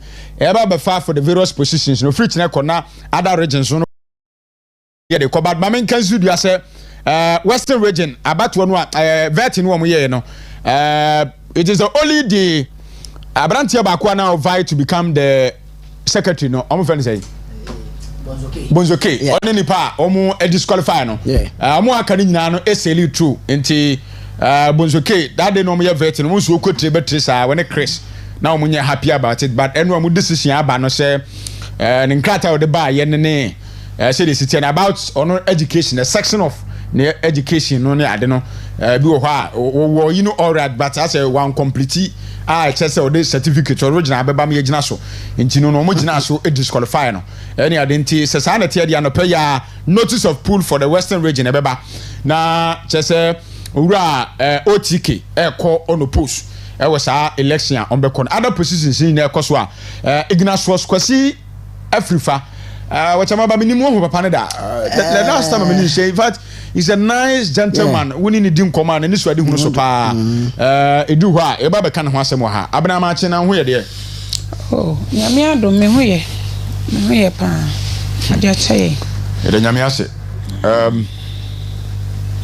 Jamaba yes sir ahode wo ho mejidi se wo so de no boko minim say na ye tinu hwede but bibia fine why ega kramofona na bibi sasi a ya ka say experience foforo ne yakwakosia because say baby be fine yourself bia no nya ne media foforo ho de wo tie ne sa na obi ati metiase bam gidi ye say baby o hye no yes obi an wo hye say chama wontu me be call say be me ametie manuaduan me nya free enam chairman ti ndi no say bi o ko na wo sem yes omo ko no omo yese omo kwa che prison fo ne nuane okay nti omo fa biscuit ne ene me ka ho no omo de ko say omo kwa che ada inmate for no mo ho no ara wo se bi odu ho edu kanti on ma me se me test he e dia no de free Kumasi ne ba na be hia ro sam ho nti biscuit ya mo tia no me na me te me bia biscuit na no ete bi ka bi hweye ansa ena coffee drinks ni bi nso se o ko no kra so obedi a yesi dibi ansa na ye de akọ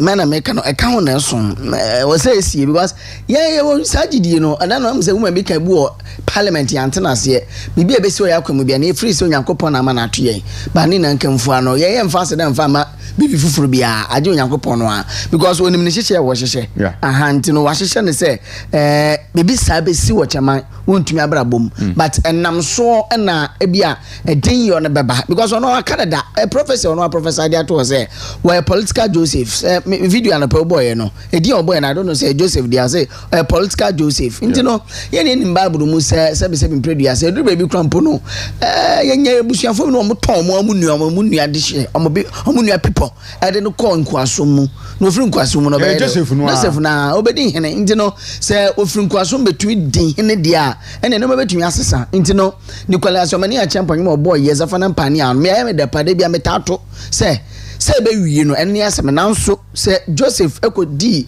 mfinhia dodo wo fi asem anu nua no mu o onu abusuafo nti ese bisa bo beka wa na firi ntuma mu to no abusuafo ene ko to fi ase se on konkwaso na so fi nkwaso mu ebe ye ohin kase de a bia betumi ai possible nti chama untumi ye na no ye bompa ye ma no ye betumi ai se be bompa ye ma no nti no unia me de me yeku pa bia be fine. Okay.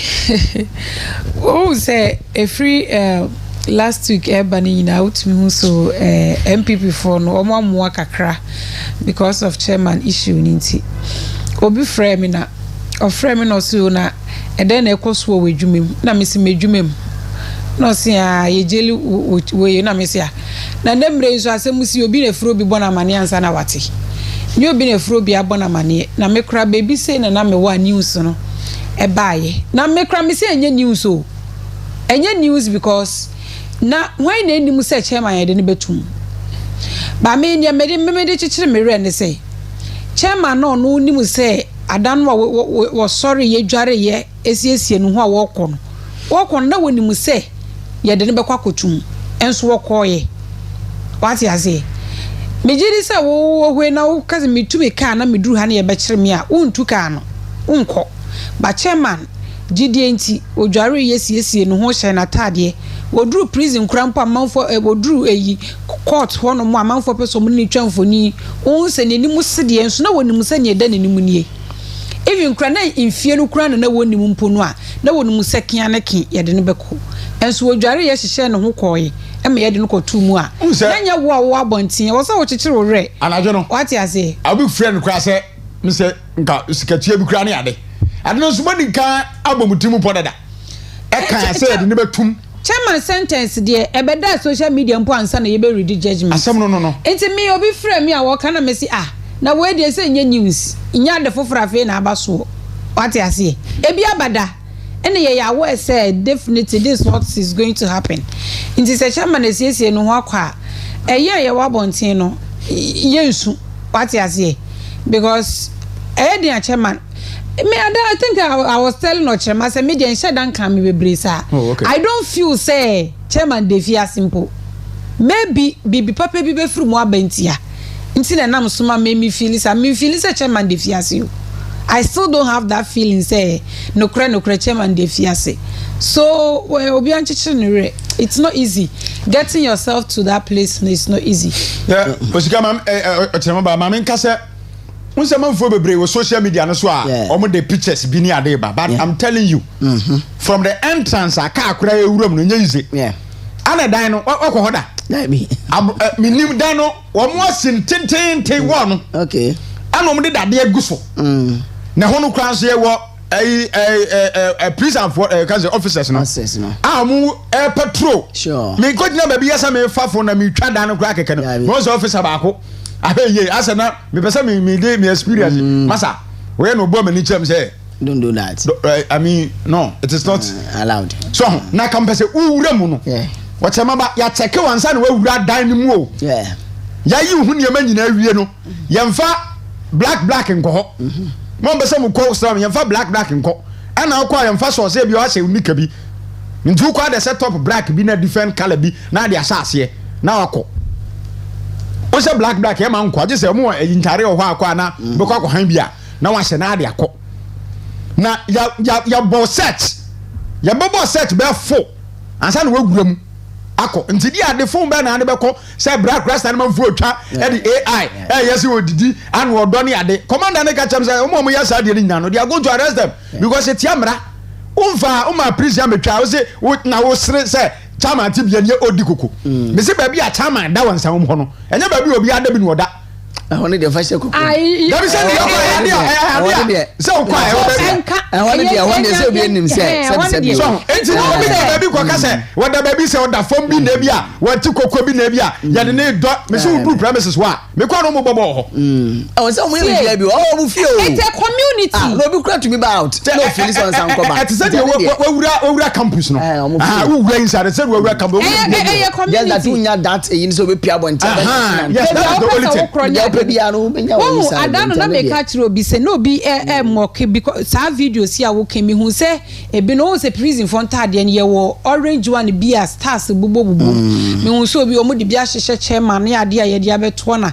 chase amanfo eyi full soldiers bootlickers wo mo eka na wo mo ni age wase na me se mo ho mo bo papa mo krampo mo tegana ba mo nim se ne system ne tie yenya ka se di obi akoto prisoner na mo fi say baby awoda no wote ne mo pray nya yi that is what you people think but sinya sa na tie omo nim no anim enti wo de no de yen fa hye kupom e bia chairman krampo ho awoda yi baby awoda no wo abonte wo freedom no wo ni bi da omo kwasira no say oh wono ba ha kra no start ye campaign ma doctor ba umia say ye beto ba no wonye ni ba beta aba pe na me ka den na kire wasi wonu ma start ye campaign ndi no prison wa enti abu o mo de ballot box bo ha o beto ba ma doctor na achama abu bra agro bi sa me ni agro bi so you see the advantage and so be free mo aba nti me dey say we can be say ye beka I was telling Ochirema this morning me see NDC for ohu so mo pa mpanimfo MPP for na ye kikire o mo ni ade mo de mo nkiche wo mo nyina nko Ghana prisons ahodo ye Kumasi Cape Coast prisons ni ade mo nkiche wo mo nko ho na mo mu benu me ho say we ye ke me se chairman no men can be brave but then it's for their own good, it's for the good of MPP. I'm telling you, somebody chairman akwa to prison, a chairman beka na no atum e wo prison ho say honom de yem pam ano honom de wo kokanka say be yen san kire wo ntumu foforo ya kire wo tumu dada hono wo demu dada na ne yese ne wo hwease nso no ne wada fam no nsuro ahwease biem wate ase nti bo de yen fa no hye kupom but wonim say chairman beba wo mun kire mo ho re o enche be chairman beba for sure enya ne a ebinu ka appeal some appeal the yes emremu eso mo ye no but the one that is the 20th of this month last week Monday Sunday that and some kind of they say enya say be agudie but chairman beba me can say from that day up to some ebi omeba and endru mu say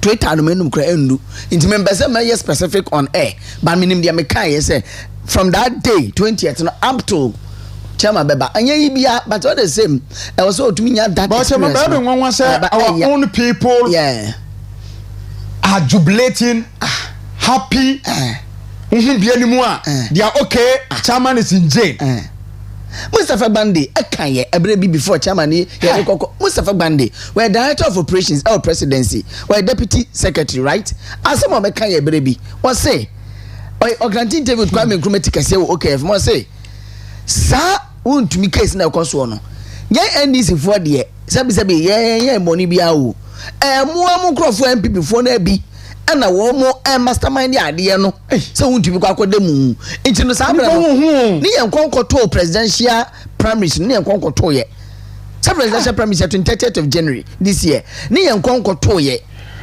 January right and to ye ni ye nkonkoto ye ana Mustafa Bande be kan sa asam ne se mo nkofo na bi ana mo chance a wo mo nti no we man nyam nwanwa so wontumi issue ne de because then we were blaming NDC for say mo na mo person mo persecute chama wontumi but you see o aka ana me nim dia I was say sie na esie but the thing say say ya na to aso a ya lawyer for e wo man Ghana mo twitwaje ye no ya for mo serious e wo be man so and that is the reason why ntia judgment debt bebrebe egu o man Ghana so yetumi a case with amahodo ye kwa na ekolusu case no the ntia make us say a lawyer for ya be na graduate be ya judge for ya lawyer for ye ya lawyer for any more ye Dr. Sim Sanum, Dr. Your friends are okay, Dr. Dear. I no one yera offer a boy daminum, after 2 years, boanum, year and the appear cubinum, 1 man bobo medina, make a lawyer for na a woman ganamano, who see who and bremono, and none as a baby bassonas who mobile, or promote, now so baba ye or temuafro. To go say, ya lawyer for Bebrenoa, as some or mining as some call representative of man will be manswa. Nobody in Chopoto because our main mono, yan judicial system, no, and I set up no, or more fun you maybe in fine yejuma, assembly the whole plane, but one fair no fine yejuma because in court you prove fact. You prove evidence. You prove it. So be so in the case you won't prove beyond reasonable doubt. No. This case that be because there's a provision in the law and a section in the law. I was on motivation on my amendment. Say, Obia, sabi mem ebia menyasem. Nia wonu nim nia me komu no. Ono enim pefe say ade we de yen sa na sitie. For example, me obi obetu aba be me witness. E de ma so osimesi. Me ne na na edi dwumadi nti ono nim people say me nya sa de no. Na emra no ma ho kwan say oman na attorney general no betu akwakofa no. As the prosecution witness no aka chen say so wo kan e wo mu a meja wo say me meja ma bodam say wo be fa me say asam ne wo mu bi ma ye ka fra wo be jeli me no say aka chen say okay memra medi wo echi na menjai eye a wo preach na me di say meka bi di ama wo pra menja na chi die na me medi wo echi na me nka asam a eye no kra na officer me no kra me na wo meka kire ne krompo no a me pense bi na makwane na makantrol de egu abupra so say me metumi anya metrimo didie because owura na yese ono yese onkodu akube na akire ko yete yese omo ya galam se wasaso no so no even a registered mining company crampo no ebinum tumi afam way out etumi invade into the concession of a obuase die amanfo anko manko tutu me omankum nipa is it that thing Omo ya daba na obe nipa be frost ye to am na be bro concession mu no you have no idea because on no grounds no nim ho oh nti me no asem na aba the eke no make so you after thought eti ase but say yo yeso say be kire ya adwen won yeso if you say kire be boa but no nya no na be dani biribia wa atembo na aba no but me gidi ye say moving forward no yembra nim fo no wo mun hunu ne mamu yie wo mun hwehwe ade no yie no mun ja political persecutions no say who prosecute nimpa no based on nimpa no mfum so mpa fair enough nimpa no ti ase ono ko dem 3 na years kra no nim so maye ana de me akwakoto mu but o chirama ba a bad president o did you muye MP before ba power dama mines no ma bo bi pa no no so akwhye Ibrahim Mahama no no so akwhye illegal mining wo mu kwachine no ma kwakye no wo mu chini wi a na yakwachi Ibrahim Mahama yese obi abaye obi abewura concession mu abaye illegal mining yese wo yache wo no bra be di adanse efati Ibrahim Mahama na aban no so e Ibrahim Mahama akwatum de mu ye de sa president o mu twate wo no ambet ma ba pa no mo so ko wura Ibrahim Mahama concession no no so ko illegal mining ni akwache no sure ye kwa kwache ne ba ye na kwadi na court so no so me di adanse so na kwa ye see the way they are doing things now it's very bad though and you know that revenge na on pese obi aso take be but ade ba ko so make da image right aspect of chama to me ni videos bi ankofo aye AI ni ade no yeah ne de na commander no me so no ha de so ba ha ma ofu amfa obi antimi fa fu bra na bra started in radio and TV no so man baby so say ha so ko so antimi I mean how can you make such statement to me su sa na do no ntimi andana isi ko asem antidi na bi na so yes I nanka I don't think say we should even be discussing those kasa bi na wo mo can emani how once me social media no hu e was a master it has become part of our life we from when you na man for ni atron fan kan sam to obisa yen kasa yen kan say chairman yen fa no go to prison so what the prison it's a fact yen so what the prison but amanfo free say ye kasa prison de wo kwa say na yen nya wo ma wo nkan wo ye dan wo mo beka and I can't walk on so far as an abine a was no, and Yadiam Brand Bachero. You understand? It's one cool and day or Mudinakotum. And the focus should be on how chairman Befru Waba. Now, one more more candy, a day or Mobeka. Nippon watcher no corner of Quabano or Pessoa Cobesiaca. Into no yenya woman no munka. Say, such a man ship prison at Tadia, such a man Edo got him, such a man what you say. Bibia wonumre. You understand? Yes, as believers, you know, we every day there and we speak in a theological way. Allah. We believe that things happen because of God's supernatural powers. Into nyamina aya na wakwada ho, into wankwada ho. Wo furu ho banswa as a gidifo ye besia kasa nyame na aboa ma chairman aba nti ne omu fra wo se wo ya de bi wo botaye bi si wani so na wo pre akwakoto za botaye no na obi gina wo chi ye dede na obesia akwakohye no e kawa no tum enkamasam entobo momme enye mise ya unuru hoda. You understand? Nti ye koye nim no ma wo mu ewu akire no let them back na ye koye nim.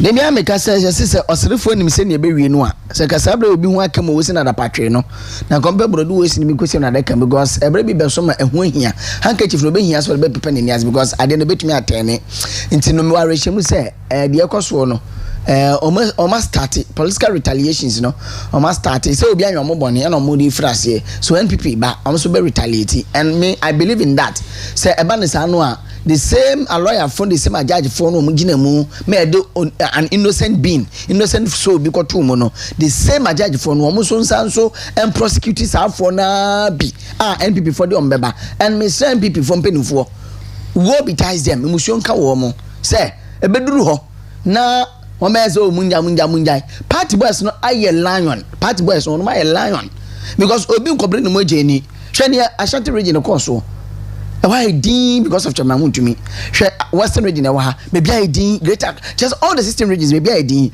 because Chamamun to me is an innocent being ne kra ne innocent yes ne kukumu ne amoye de me say be me no hobby but me susu say why bone because oni baby akwose ne kukumu a o de oye but ne yedi eni ehunu ne yedi hu adanse say de ehunu ye course wo court adanse de kakabo mu na ekire no enye ne ho aso twe na de Chamamun to me na say ye guna ni mu ase eguna ni mu as ba me ogidie se obefiri mu afi but party mpenufo esa mpenufo se party na friend MPP no abana de be o ka se mi se ayi osono ni wie mfrade osono wie mfrade yenya ndisi fo bi me de metumi aka ne yenya obi because dia 2024 na 2028 ya otenechi ye ya yenya ndisi bi obi ayan boni mpo yemfa boni si ochema ba etan no doso because ani e pe no man musa ironically among for time wuntumi it's true. Ha mesi da ni si ye no duada no course mesi man fo obi akọ no mus a time ya ka so obi tai obi na metima so say ya utumi say among for time wuntumi for nothing no obi timi kan ana wo koyi gold wo TV so na mesi na gold ayira wo be fa gold ana akoka say na chese utumi say chese me block letters capital hit no mu time chama wuntumi time fita pa I don't know say mu time no eno san wo hu me hwe wonim se adana asem ni si ye no emsa ochema me kra ochema se me ko yaba na asem no esi ye no obi frɛ me after edwuma no o sa ye pon ewiana ya me ye dwuma biem ta after ewiana me hye hwa na obi frɛ me no si onipa no kra frɛ me kra me se call no nti ekira me ba be frɛ back na kire se oh me boss enti na wo ba be frɛ me na me si oh ye jelly na say this is not the first time I jelly politician ana ojina so I was saying na wa cat no ho you understand me asim bia the baby bia me wanu yema chairman is not the only politician ye jelly no ena ye chairman na ye jelly no ye ka the National Democratic Congress bomu epia jelly chairman amana kwakodem what you say into we no anya de foforo se yesi ehiafo no ene sikafo ihu ye wo machine obi abrenya ni sika wo se babena o time we die me okay me unyo obi aso obedo de ba sa date sa time we die abena no wasi o time including part use na no ka se mo wasi abu na wo onkai ye wie ye to ye radio station we last year do na 1 year yeah when we say party na release official statement ba Wamuto Power FM name one of the NDC one flat some of the rules one NDC communicators party new release statement say add near two station Jamon to me radio station to mu Takoradi ha Accra na Kumasi what say party no officially eba bontin kwa be fight ma won to me say add near two station I don't know station muso fa so there I don't know because on a single day and obi kwa buy apart from one communicate so ba na bi o mo kan ho asem party no officially and track crata say adena aban no ato chama untumi radio station mu up to now abupra the other time I think about 2-3 weeks ni asembisi ofia ha say e ma na mo ka say na MPP fo binu so beto abeti na me ka kire say bosansen funu tugu MPP ni bie ni wa fa ye adwuma mu ha ye central for ye adwuma o enti say na say no ya pamomo say adwuma no ye beda tua oka na me say na we say muru ba na metia no ma frozi adwuma meka what you say enti ni meka say e tan no dos wo me no tare ni pata ni po ni meka ne say MPP for na wo mo fa phone frɛ sɛ na abupra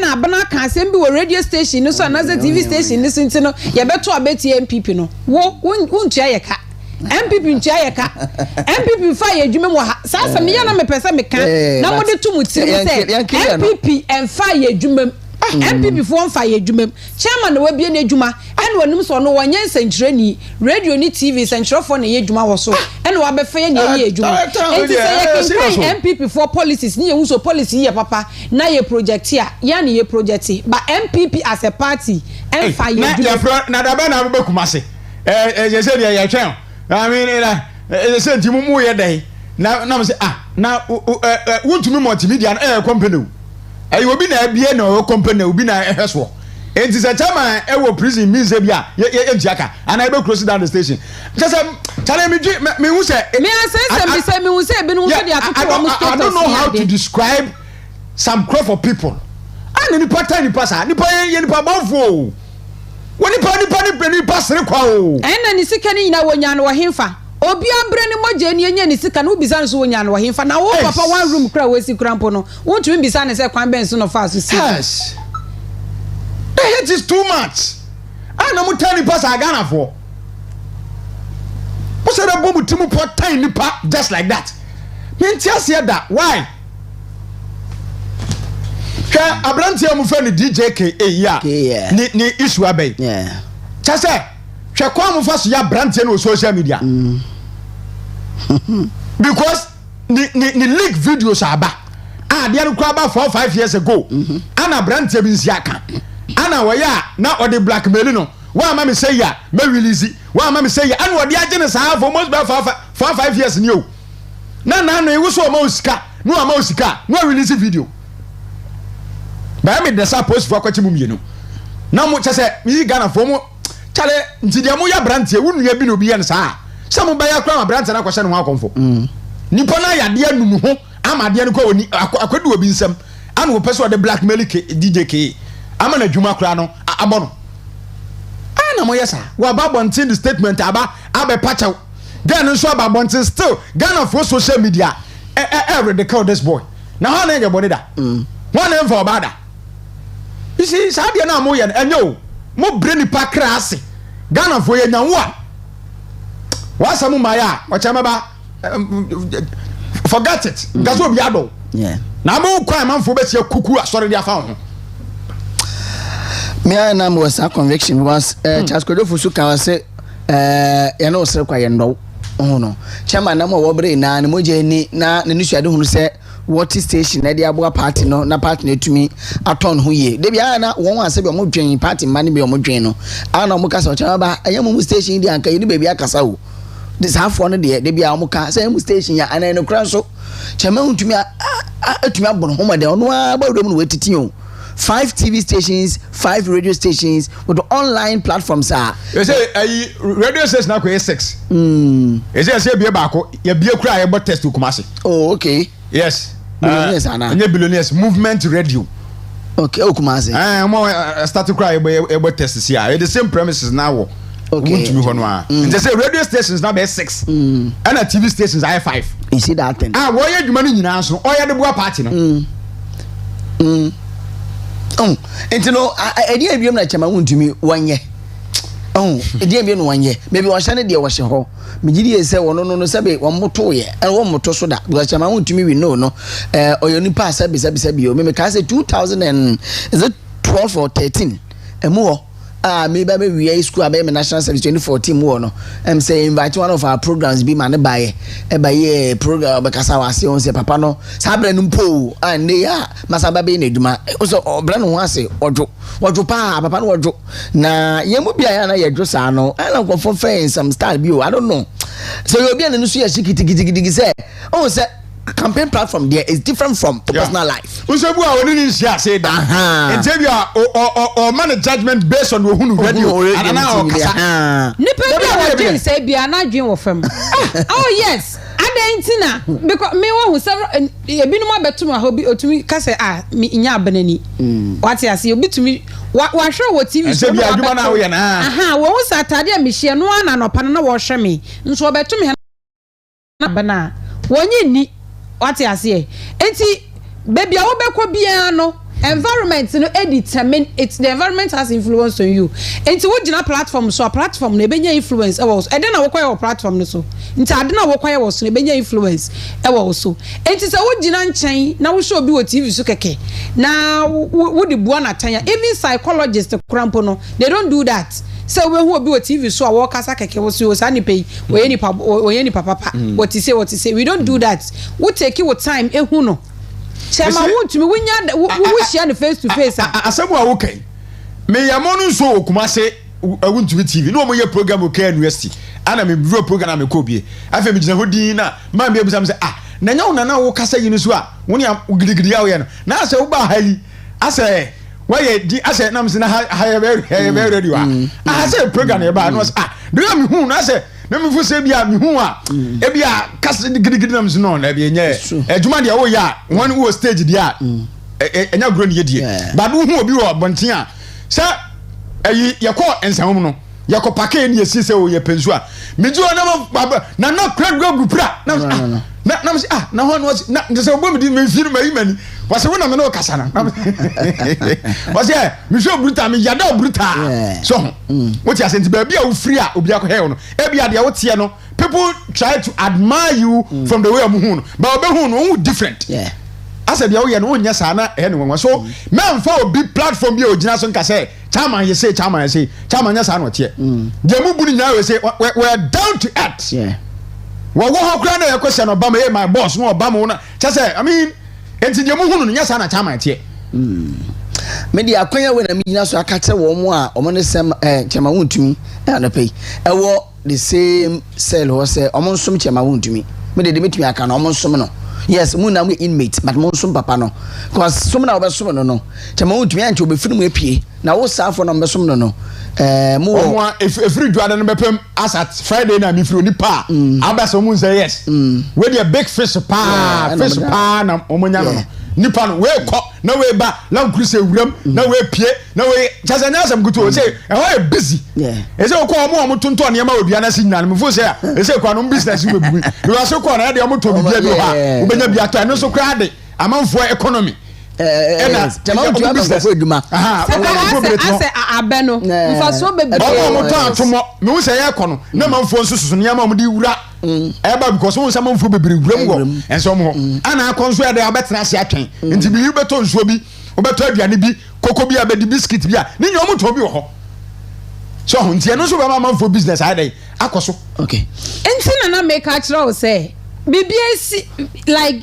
everything happens for a reason, you understand?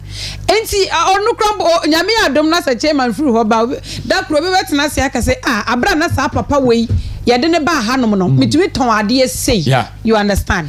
Enti mo bia moto adenti na musu me nsu yo I'm telling you for a fact to say a free last week a Monday no me nsu yi besine because oh okay because media shame tirimu say NDC for ba abaidie any send na wo mo kan opposition say chairman yedin betum idie e de chairman be kwakotu nti me program me ho anytime be a chairman be court be me ni die kire no menim say everything anything at all can happen that very morning na chairman work no ya we say kwa work no mabiem me hu say chairman akoduru court honom we yi na me see o chairman kra work yi wachichire ne were na me wa bonti na me chichire me ho were na enti the final words no and there was a party for the year chuma wa wo do chairman na e yede na kotum a affect wo no the final words no a wo ka kire yera pagre boachi dankwa wo se munye dwumadene na mufa party ni mra power eno ne na koma so ya unya duru ho nko ade a unya no ne ka se anase mo etwa to no wo se munye dwuma na party ni mra power no party ni power no Dr. Bawumia wi ni no na ye ne prime thing ahoye ba abra me busa se ade ne ya bo Joseph Yamidi, Yabo Abanga Yakubudin. Now up to that, 1 year near Yanti Obia. And the same money, Webia. No, as I done make natural say, in Priya, we have 2 constitutions. Baku NDC dear and a Baku NPP dear. In the NDC Wapaway, NDC constitution, their laws is what we are using. And one more laws, no, it only affects their opponent. Into our what yes, sir.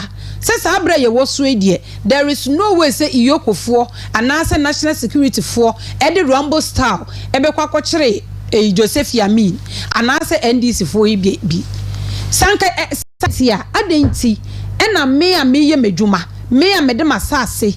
Na me kura men krata media mo biso wanya mining na nipa no e dia galamse ya yes ye gyan ne wo ye galamse no no abedi adanse ye se ampa me na media asase ne ye galamse no yes o we dia wi akọ abra is chema wontumi amfa the licenses am obia in any way so ngo ye galamse ya no ko man amfa the licenses am obia chema wontumi amfa licenses amfa show business say je fa ko man da bi mra na interesa just that exclusive mining a year demand no friends can say leasing a demand exclusive so no can so the aduma okay but won can so the aduma but won ho kwan say others be obetuma idea on my den aba no ma ba be aduma but license should be chama to me license oh be to me fan kon ko aduma but on so am fan show be some say je ko aduma wo me concession so da bi aduma demand say kodua kube se ne amra no so kire no so obi betumi so aba be aduma wo so but enye say bia me the license am the concession yes ana illegal man is invade ana mo koy man wo so ana onya mfumi so o ma se na assassin no sure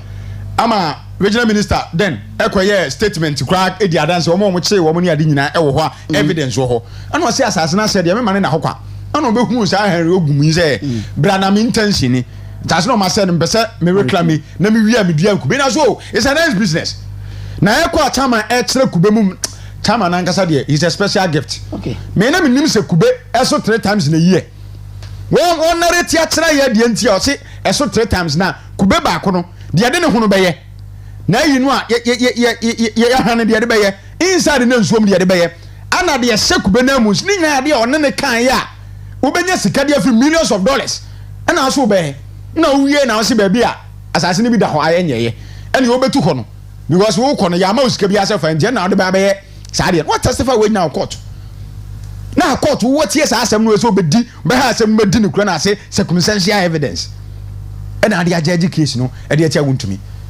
ana no so de ade ansampa wono ba se obesiesi asase no na ma jeli no ho ebre ndi nkaso ti de mfa ntwa to na ebre ndi nkaso era ase me so me dase abra me anopena nka mpese mi chia eyifo no eyi a church ya wo magi ntiti ewie wo se post wo mu na pese mi chia wo mu sesesi a wo hu aban ne de nhihye fofora ba se so pese wo check wo employment status a e wo se wo to wo 25 cedis successful unsuccessful rules anwa oh successful ni de mi hu be unsuccessful ntina me se mi chia wo mu anope ne ma ka kire wo sa ban papa ba na ye second you know so be friend for 40,000 as 7,000 yes 7,000 nti 7,000 na Ghana ni bie nu a wa be ka sa ne dia ye successful nso aban se wo for 7,000 nti anope de ye nuanom a kirekirefo ye chiechie mu nyina nyame adom mowie school na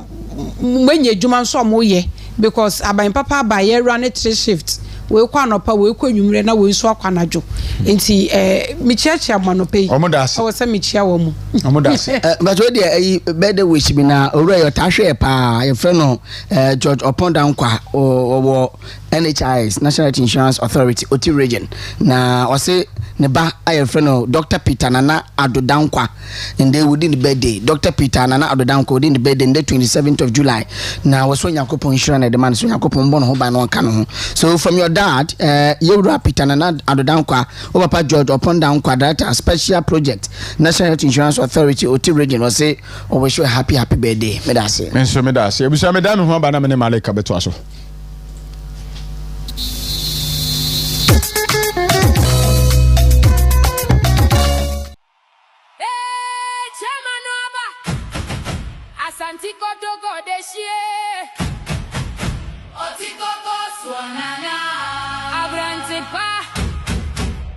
Osonova on suro ja.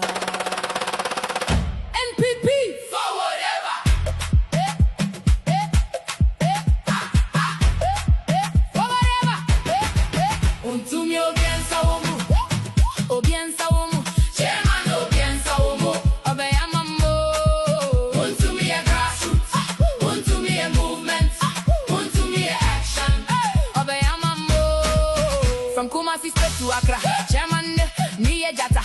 Every corner, people shout. And to me, them talking about the party, no, ya soldier. Oh, no, all ya bulldozer. Pressure, no, dig off farm. Strong man never run from storm. As Antico, Toko, they share. Antico, Bosso, Nana. MPP, no moving higher. Chairman setting place on fire. Hands up, flags high. Grassroots movement never die. One voice, one sound. Chairman turning place upside down. To me, Obiansa Umu. Yeah, Obiansa Umu. Chairman, Obiansa Umu. Obeyamambo. To me, a grassroots. To me, a movement. To me, a action. Obeyamambo. Who they energize the base? To me. Who they stand no matter what? To me. Asante Kotoko. Koti Koko Suonana. Chairman. Chairman. Chairman. Chairman. Forever. Media pressure, no fee stop 'em. Every attack only make 'em stronger. Youth them chanting. Regional elections no fast no adaroma keep mama why na nyame ya adoma china na yedi ho nkomo na yahwe nti yedi no besi wona ene yem focus your attention no chama issue no na wi a free chine kono adama tesa aba nso yedi ho nkomo deputy secretary in waiting ra Malik Butchi ewa ha na no vet na se mo se okotre betre sa Martin. Ni abu. Na honamu ye. Yankopon aduma yesi moje drefu sign de e kan sa adum ya. Kede nyame ase. Say ye to nsafre won so waba. Veti ne ko sen. O nyame aduma bibia ko pepepe. I mean instance mo bisa ye tumi ya no. The basic one was wanted to know me eduma maye wo party no mo. Ene me vision.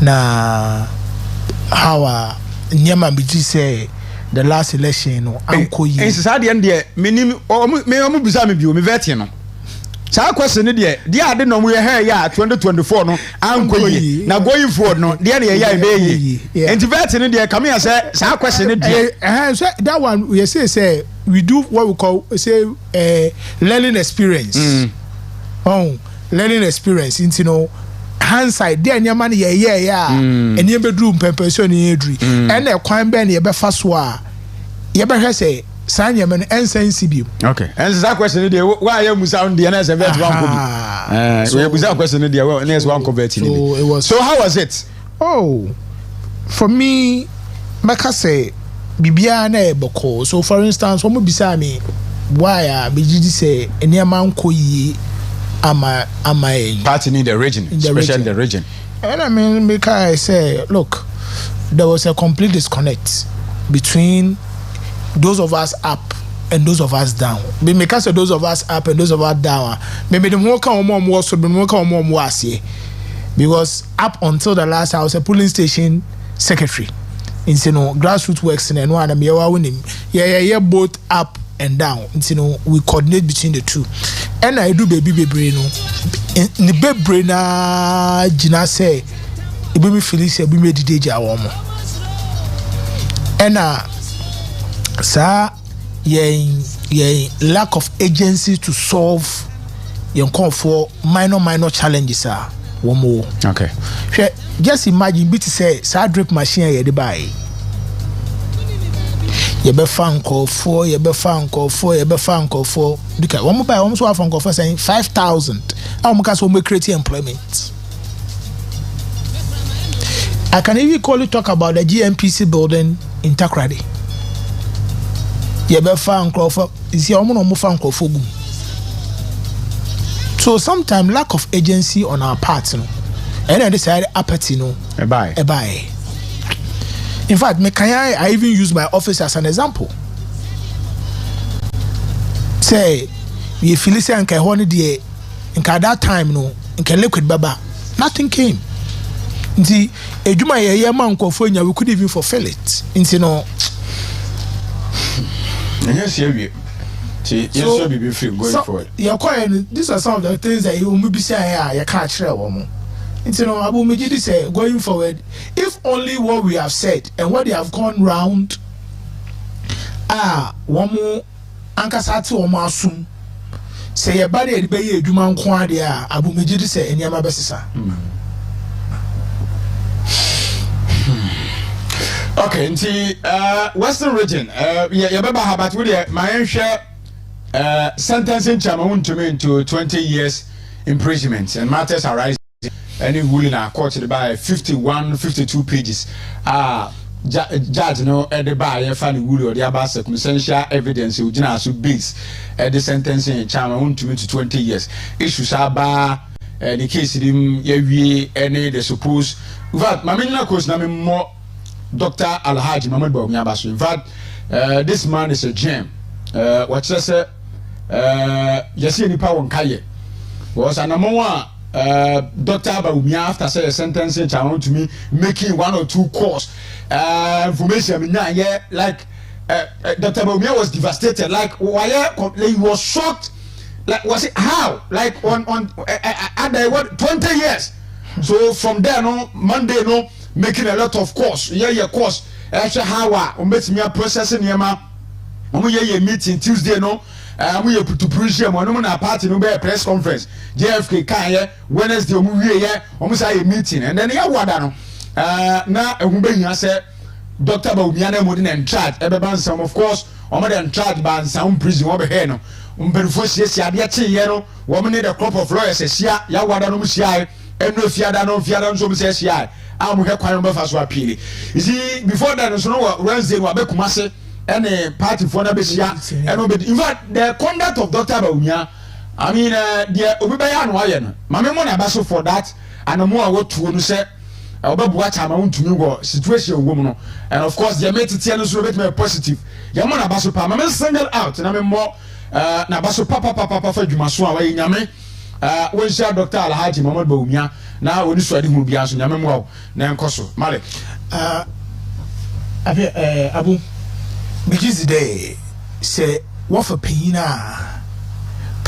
da bra na bedre chirinyi ko ahohie ma ontwa nature on farmer da bia ya kada adwuma yeyi en kese na regina dey esoma obodu bebi na dey esom na dey ohwewon onhwew bigizi dey ma doctor why doctor ma obiara chase dey onun oye leader or kan ye nyina ye ho abom no wagye nature dey asem bi oboto him bia no boto anamon wa aba no aba bohwe ekono nam da oboboa osande yenya oye insensem bia ebodu mpo de leaders no kran wankasa ye ho but ahwe dey tiremo so okay wa kwa Central region wa kwa ka meeting wa from members of parliament wa a meeting owe wa ma wan so ara na na rankasa asene tu na na mo na kwa hweche ma wuntumi wo bebi oda sisi ara o say the kind of leader owo bring back the our empathy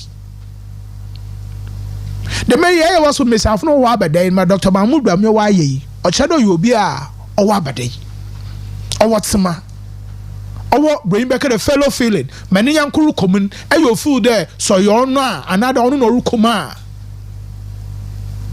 na mijizi there oye nkoma mpemfu wezi na nzamanzama oduruba gukwemin mijizi there ye benya no ho mfaso na ye make sure there we make sure the baby a chairman the CCRN yankopon na ba ya adom na yetum ye yi chairman ye ne nefio nti mijizi there the main origin the CCR the new patriotic party will take a completely new different form there yema will use communist inferior tactics won fan chiche yemu na ye ntwan ye ho na emre se emre bia wa beseno kwa nkan na ebotwan ho ya ko de ma asemi ho a yeah but say actual leadership most of our act na wa ma henya ye to nwom kor there baby a chairman there onye baby a danka chairman kokada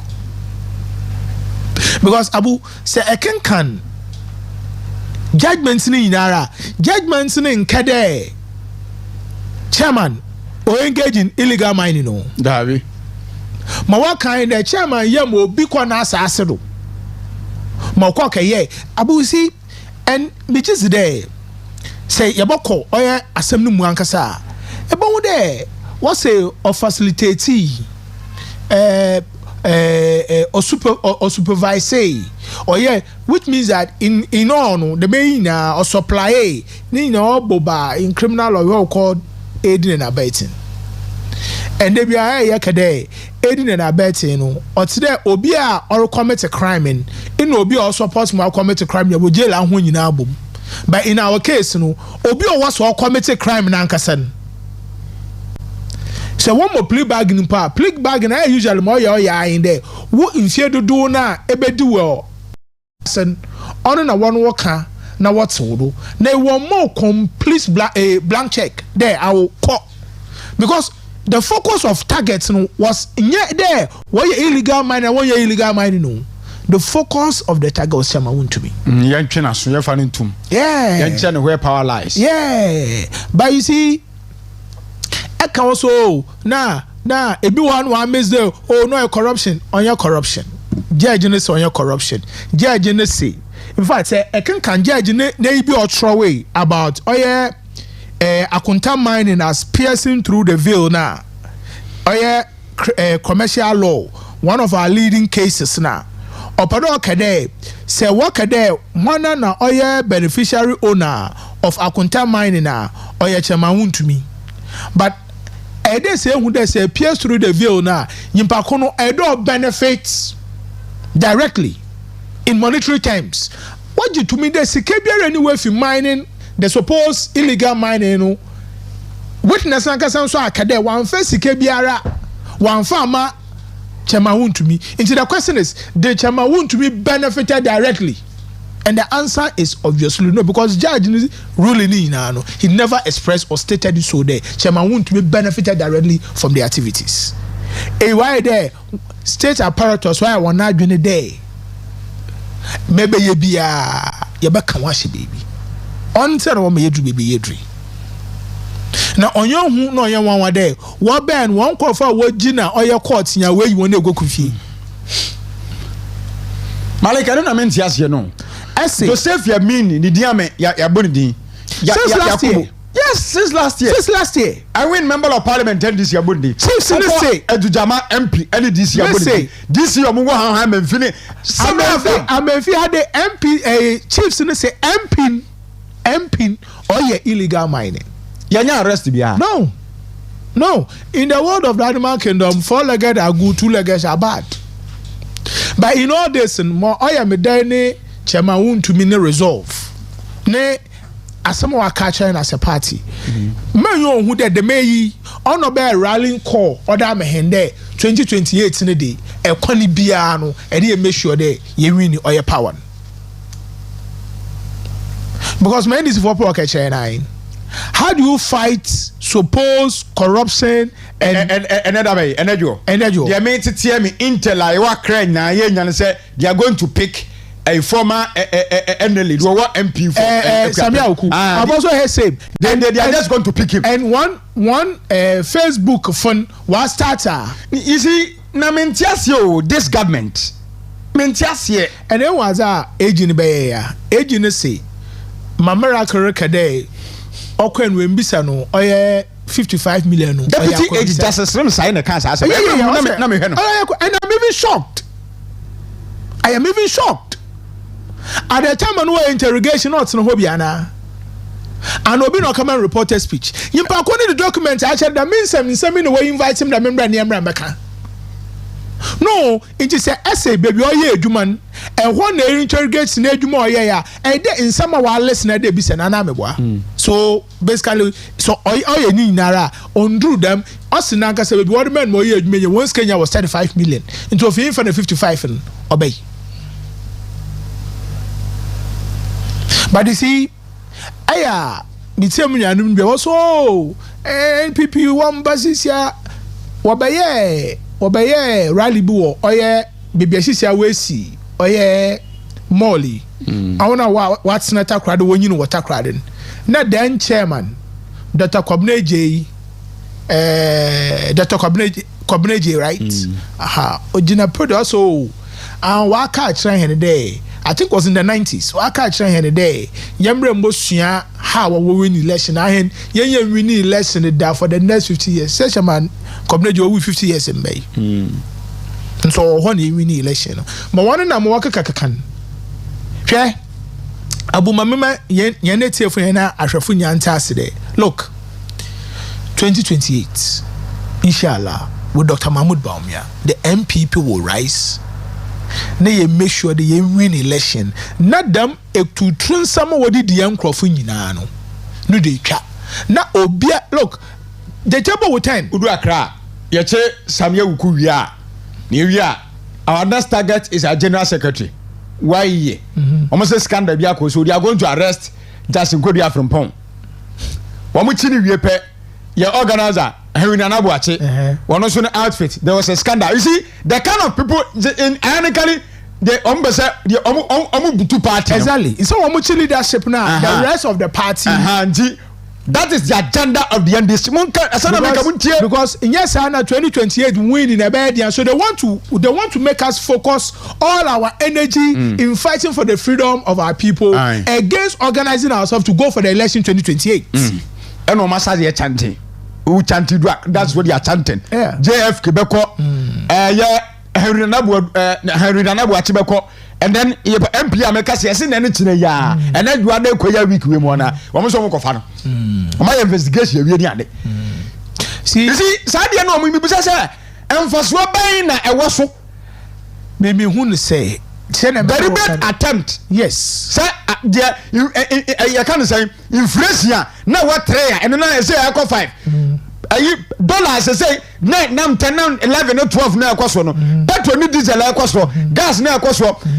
Lolly first amount for so many Greece. A teacher for 125 cities not unsuccessful. Yeah, cano 24 hour. Sani man on some of the cataso. Budget media review. Yes, next month take on the ayat to in Jamoka. This information on why can a young TMP before no minute didn't find catastrophe. And in America say they want you to spend energy, you know.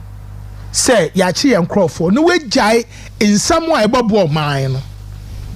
So whatever they are doing is a script.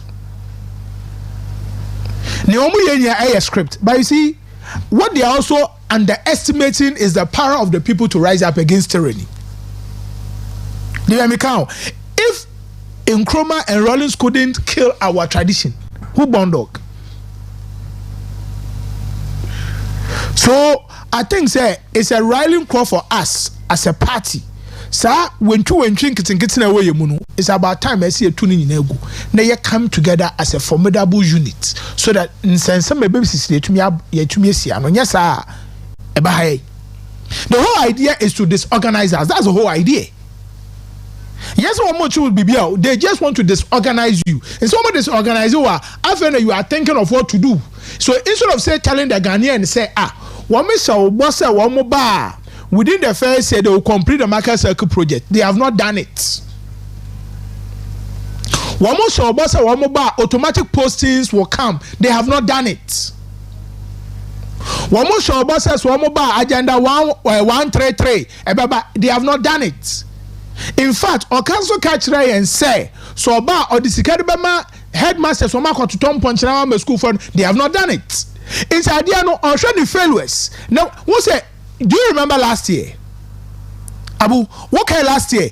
Anytime there's an issue, they go and pick an MPP person, and that issue goes under the radar. But no credit say, "Ubaye kweko sida ben." And yeah, me then say, CSO nobody has a voice. Christian Council do not have a voice. Your bumpire say 2029 when the MPP comes to power, their silence will still remain as it is. Come, my brother, Yabutre, Markuma Brefom. When you Nami Busasa, those involved are ya Tago say almost illegal mining now. My penina on the 18th March, this year, sir, Nunko involved in illegal mining. Malik, my question still remains. Why is it that some of they align themselves some year end this for no? Yaja womo. So I'm party the wabe. And more party no be no me ya bonidia. Yan come once. Oh, on here any papa tiasie. One who say TikTok you almost say Dr. Mahmoud Bawumia into my question no. So and this youth organizer. So call it Yamani Bill. MPP ni okwa Yamani Bill. That day no kokota, that day no mjeli no. On him any papa tiasie.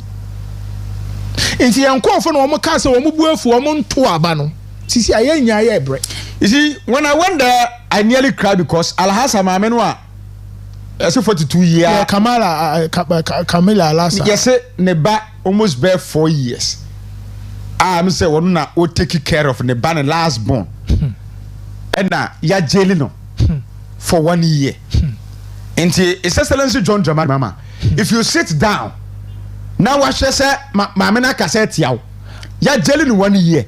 Until we really lodina mahama and word yanimam obi mamelande we really lodina and word yanimam ubet matnase awhoro wonsa ade aduane na koyam na obi ba ne maame at 4 years ne last born 4 years now the obi maame akoto ensawom for 1 year why na be ha sa akora do timi didi like so na me de me hu say mampani fili say o fili bibia o sisi ano emra no eye adwuma. But Ghana, there is no law. Say udi o mampani atama. Yadu kwato nsa on prison. Obidia no, osaya shotum fo ne nkan oba ye no ye man state protection. But that is unfair. But that's what I'm saying. Say in the animal kingdom, 4-legged are good, 2-legged are bad. In sisi ye na see ye adwumadeni asesa no. No matter how we complain, that's how you are going to operate. Ye na see ye adwumadeni asesa no. Look, Abu, maybe what philosopher be say, baby, I would see, say 1 year and now, that's a would say for Konadu, I will complain. There will not be any solution. The solution is to move. It's a year, see a year, Juma, a day, a mere, ye, Juman. Ye make sure that 2029, you are benim. Ni a reverse the means of Yinara. Oh, yeah, the ma Abu, ya bella meant the ma young change biara. Meanwhile, no, Wabokona as of Fuebejon or Bompe, what I tornado, while catch any day. Now they are casting out the spirit, the demon spirit of insult. Meanwhile, now what benefits on insults, Nankasan, I want on one joint about them in pain. Is that the presence of me at task there will be any IPS address? Until they will come after you, and I'm a boy. And see, as I'm not kind of worried. As I'm not worried. Okay, see, you move na, you share, yeah.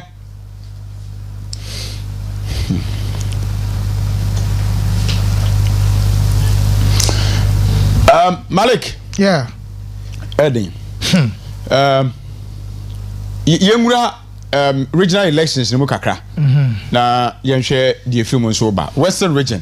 Na me hwese me hu statement wa yarum pa just obe he na the statement na to so amame about Qatar free party in Hoba here concerning the disqualification of ana didine ayirami what your friend say Bonzoke omodi abana yenhwe from the Western china beto aso na yedi nkomo kakra me say menyanya all the notice of pool nyina na me pani nyina but me nyanya me so de nkwa na ode me nyane se so me say anope ba na me pe fu na menya ewuram kakra anope nso e wa ha so be hwe na yedi mu nso nkomo e de afri ha so be jama menya nka me pe na yenhwe entu de yan start verting na ba na wie the crop of what do you call it aspirant wa mu gina me hu se Ignatius Kwesi Kwesi Afrifa, yes. Yeah. Oba as the regional chairman for Western region. In fact, me none of that me nyada didn't need him come kakra. But I would see no more. I think he's a man. One and a former parliamentary candidate. I'm in few West. And of course, yeah, here Juma, Papa ne yen wa. I'm saying yama ba kubi na 2 year. Tuna me ne see Ghana ni nyana affected and Kasa seat in nka. Ubet me win seat in ntino. He's a fine candidate. Media. Me koma me ni ne die me de mani atoto fom no I support that man ura Ignatius Kwesi Afrifa is a fine candidate delegate am Western region ha no edu ho 15th of August monto abanu bi manana bibia enso ntiminya kama me elections me kwa kotu bi ntinya de asa de na me wa ha ntino edu ho make sure say mu be vote massively de ama ura Ignatius Kwesi Afrifa now made the next Western regional chairman for the New Patriotic Party. And Timalik me say what was so the amam to the yansa sienko well Pozo disqualified. Ofo say what attributed to this Can we party this statement? What an onion you may hear and ask of an I think the party per oil vetting committee for one day, it borders on 16F of the regulation, indicates the for the position of the regional secretary, the person must possess at least a first degree or higher education. Okay. So I think the corner from the look of things, in Zaman Koye wo one farmer in Onintina vetting committee wojina dona what disqualify na the appeals committee so wa firm the decision of the vetting committee. I think a one no obey ne will bring back any Achilles heel.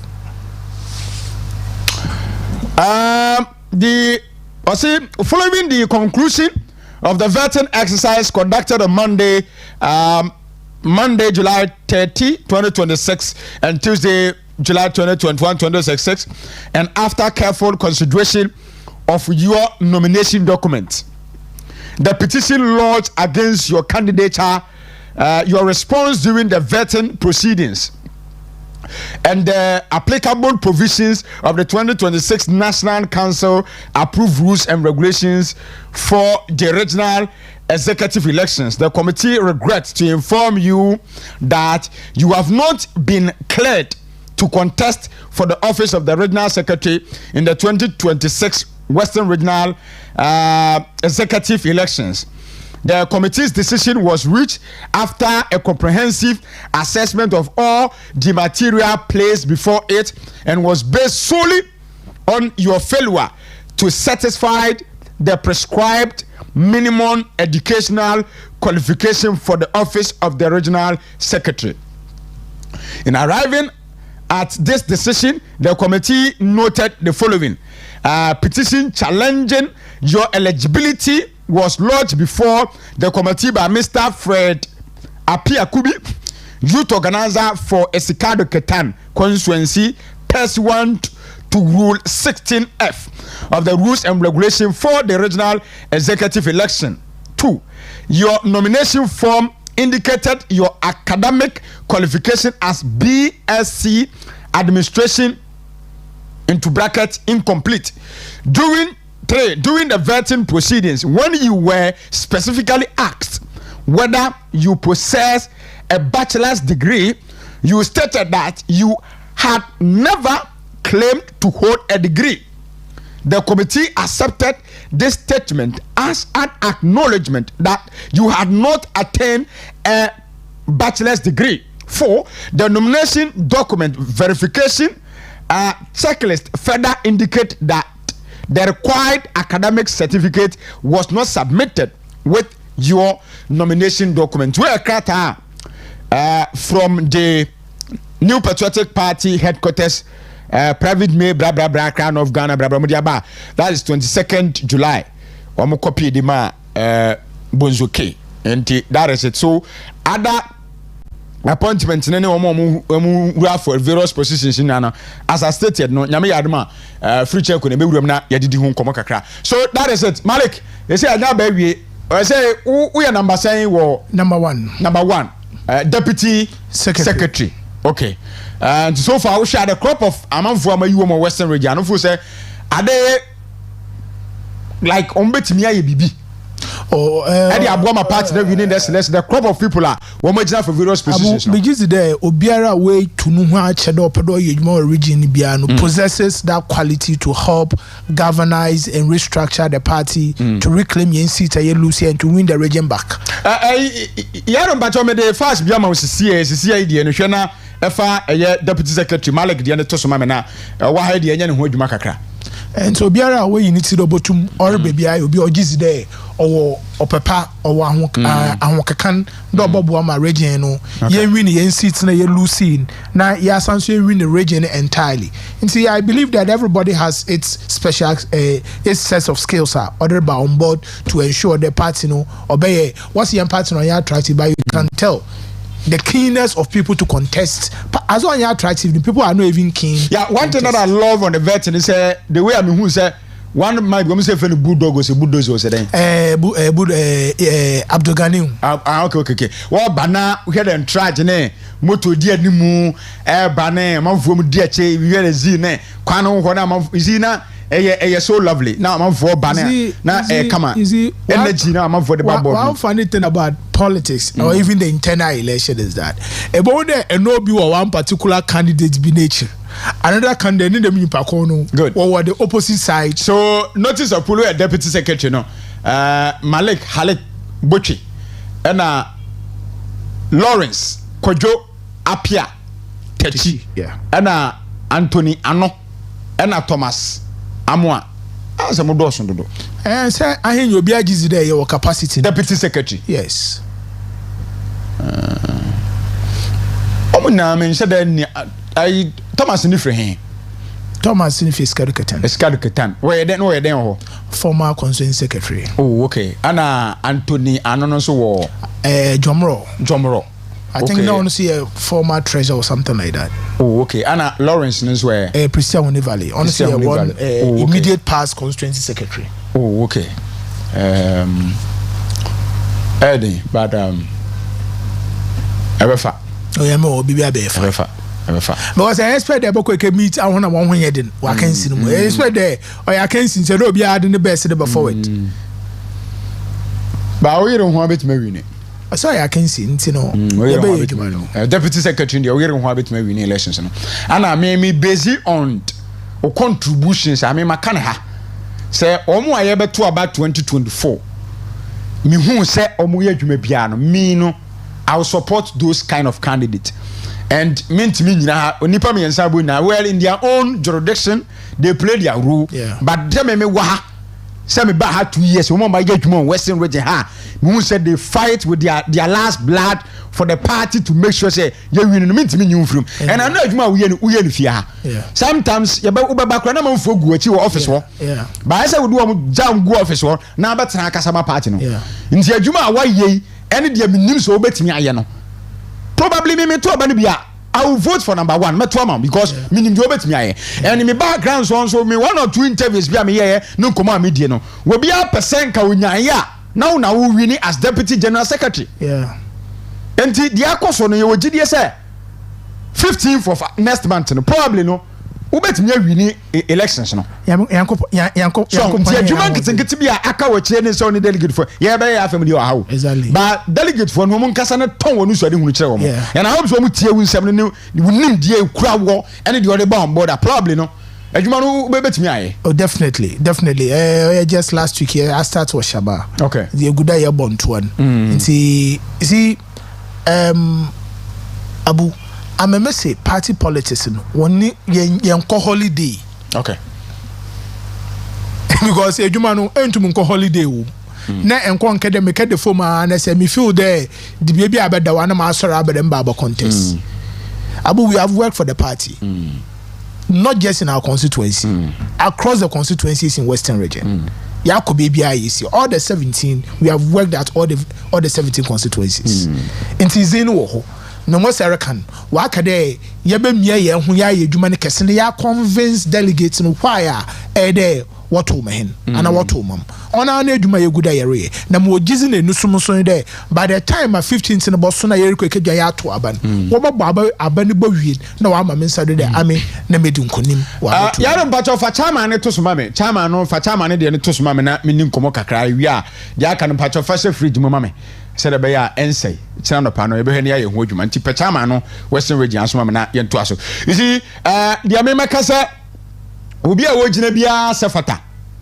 obi a wogina bia safata so wini a eye ba ba bia metie dia mehunu ene dia matie ene ho adanse na medie you see elections so yekono mehu say Western region ha Malik Bodi adanse say things are not well fashions bebre wom kwasimintim fo omo de Takoradi constituency fo omo de Sama fo omo de okọ afia kura omo de ukọ tatakwanso omo de ukọ amemfi area omo de there are a lot of fashions our party ni Takoradi ha ba yaro me da se uche ni pamien san omo gyan up various positions one Ignatius Kwesi Afrifa Abdul Gani Mohammed and Kwame Opariado.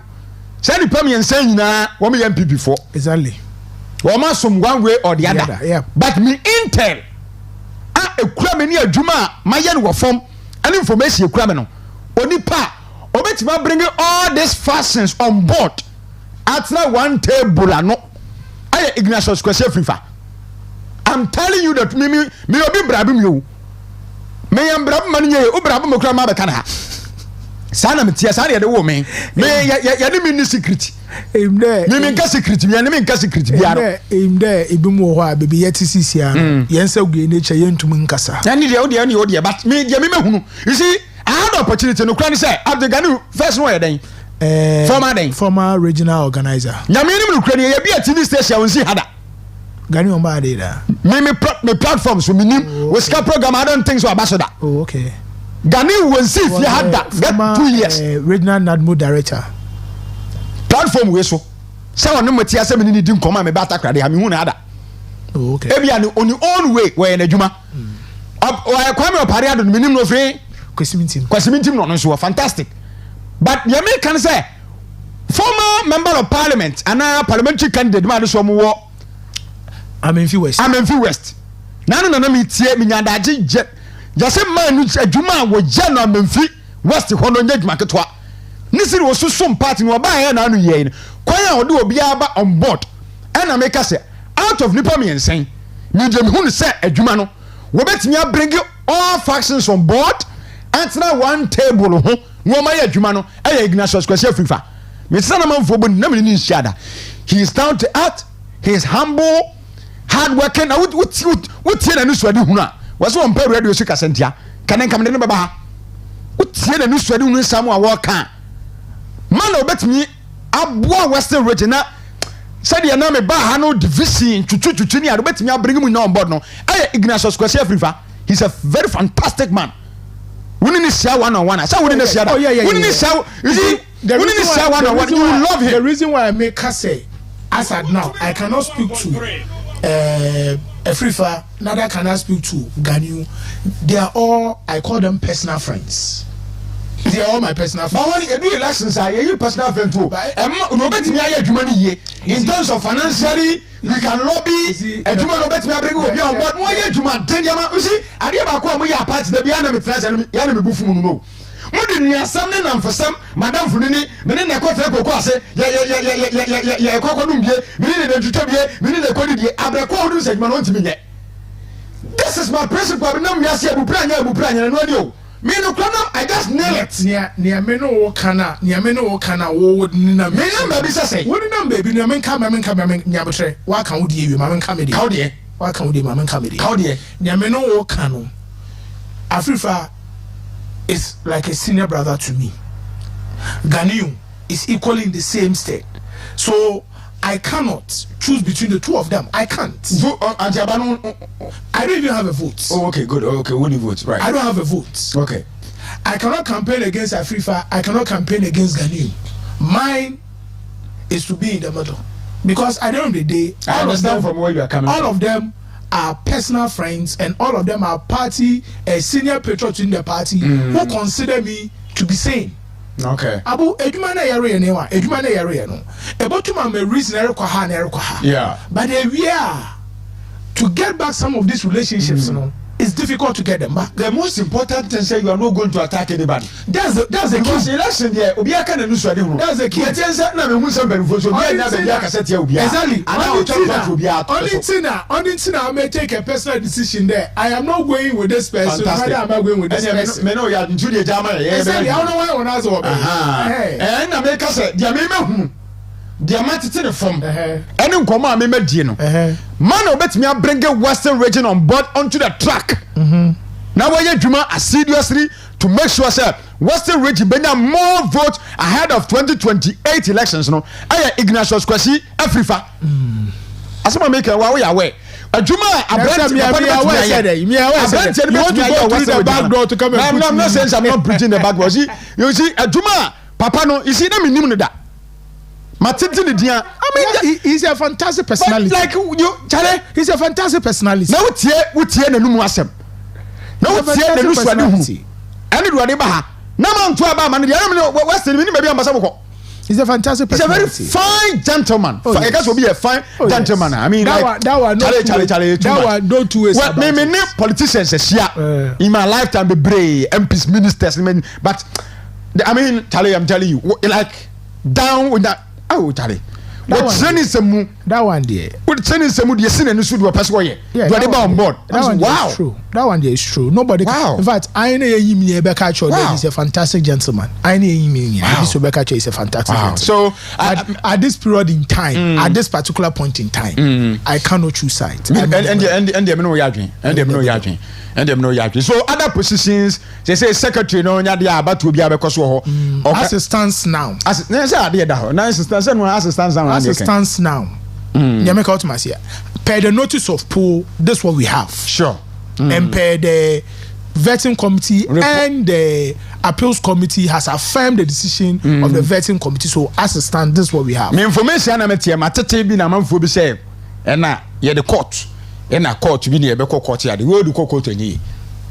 Me de me tete no nwumre no me be du krom ha no matete na ye be court a Western ye monto na ye de tabo beto so na me ntiase ene sa na ma no nkosi hwe.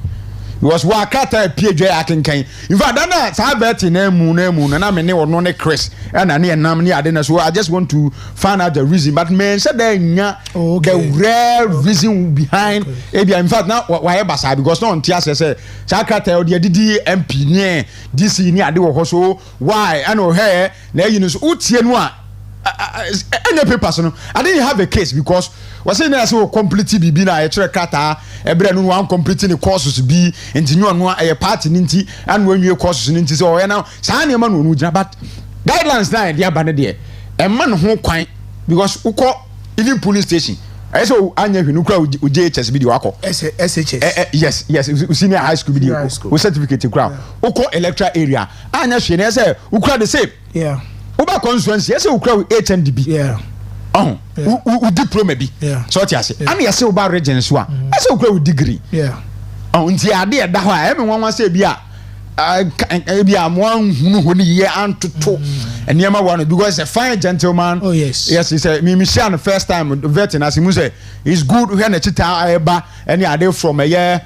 Elembele. I mean, he's a nice character. But sad dear na.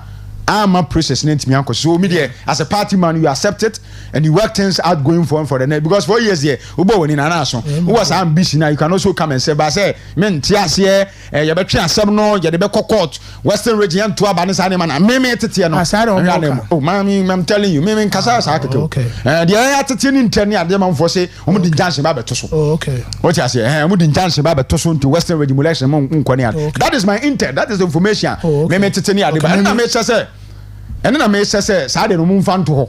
I think that leadership must quickly move to meet him and then ask him to step down, and ensure the 15th, election in my region, because Abu in some or we need to have our from the polling station to the constituency to region to national executive, we need to have them set so that we can face the thing coming head on. Other than that, we can't face them because still now no say yen to be organizing Intel say pick up or pick young coffee. We cannot do anything about it because we will still be in disarray.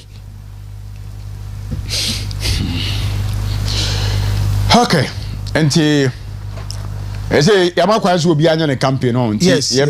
And Cosner campaign. Say we are campaign Nami Wahona Honda Queens. But a member from one I will follow you. Member from one because Munum Binu dear.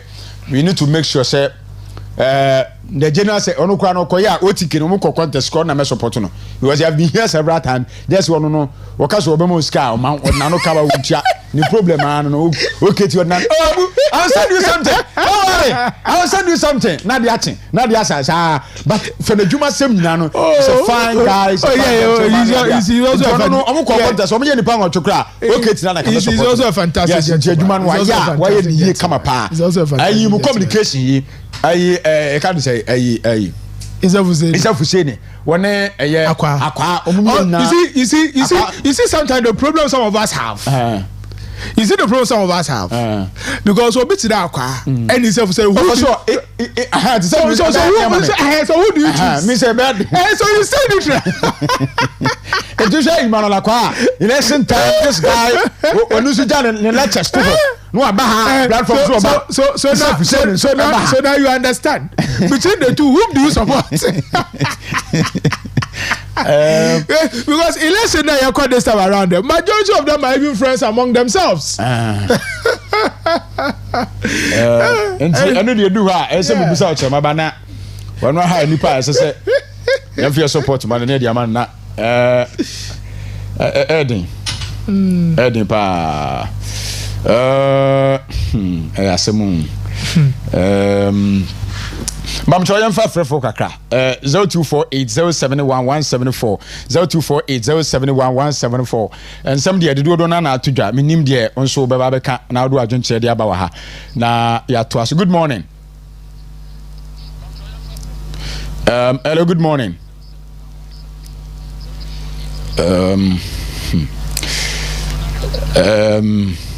Abayirinde pa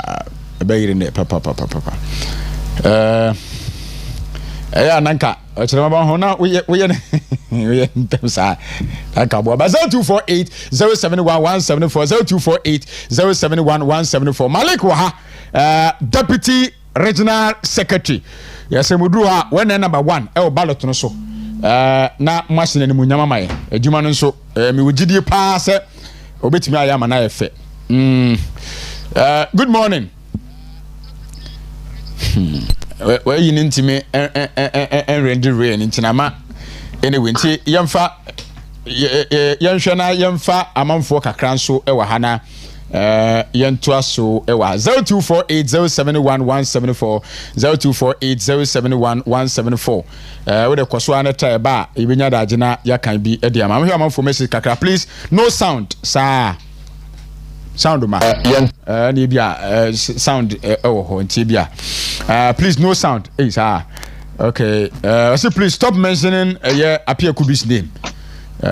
Okay, good morning. Yeah, Abu Odini baby akasa free. John ni Laura. John Laura maminti wa jenche. My boat family. The one me kama sema menye prophet do. Said me kaya me say o kan hum ado mama eba what this council no. Me see your mama is coming to revenge. Among phone timase. One of the revenge I will buy obey and say Ibrahim Mama sister why you all the black boys are including nothing. Obey Mama I am for Christian Council or more whooshy. What is it? I don't think me no matter say obi ediko to Galam say Accra media minimum whooshy me backup president 20 years. I am for civil society organizations and say obia pretend to say assembly obia inform let me tell you before I laugh me say on my chami tidne and no say from me John tam no me koso aka so mama abambo we he's coming against the account I'm out for him I say yeah, say John, good morning. Good morning. Odi maybe afraid fi. Abu fi modi kru. Odi kru mpacho enti wa jenche. O mencha Malik why? Malik ni. Ojo so. Yo. Che. Fa me fa. Enka, no inte say about say for me fa. Na MPP ye. Entim hwase. Nyama kitin kra ufia. Nyama kitin kra je say. Etipa se kwa buyntem ana e ma wo kwan e buyntem e beti tietem ma e bi mtina fi so mo ko to ba do abiu je say ma san ko fo e na wiye omu wiye ye man bu ye man fa so go ye twifa ha we ye twifa ha so omu wiye bibi we mu say e bi fo na kasa no omu ye strong omu ba negu omu party negu ayesi ejija ye be sama kwambiu Mr. Pa, hey, yeah the baumia kwa mu na yenka obi afa na aspirations na yi no hwehwe no mu fa to answer na yem picture baumia mapa baumia nko ji 2 minutes na yen no obesa de 2 minutes de man no obesa de amaye. Say good morning. My morning. But you didn't be afraid. I'm a daily Odugu.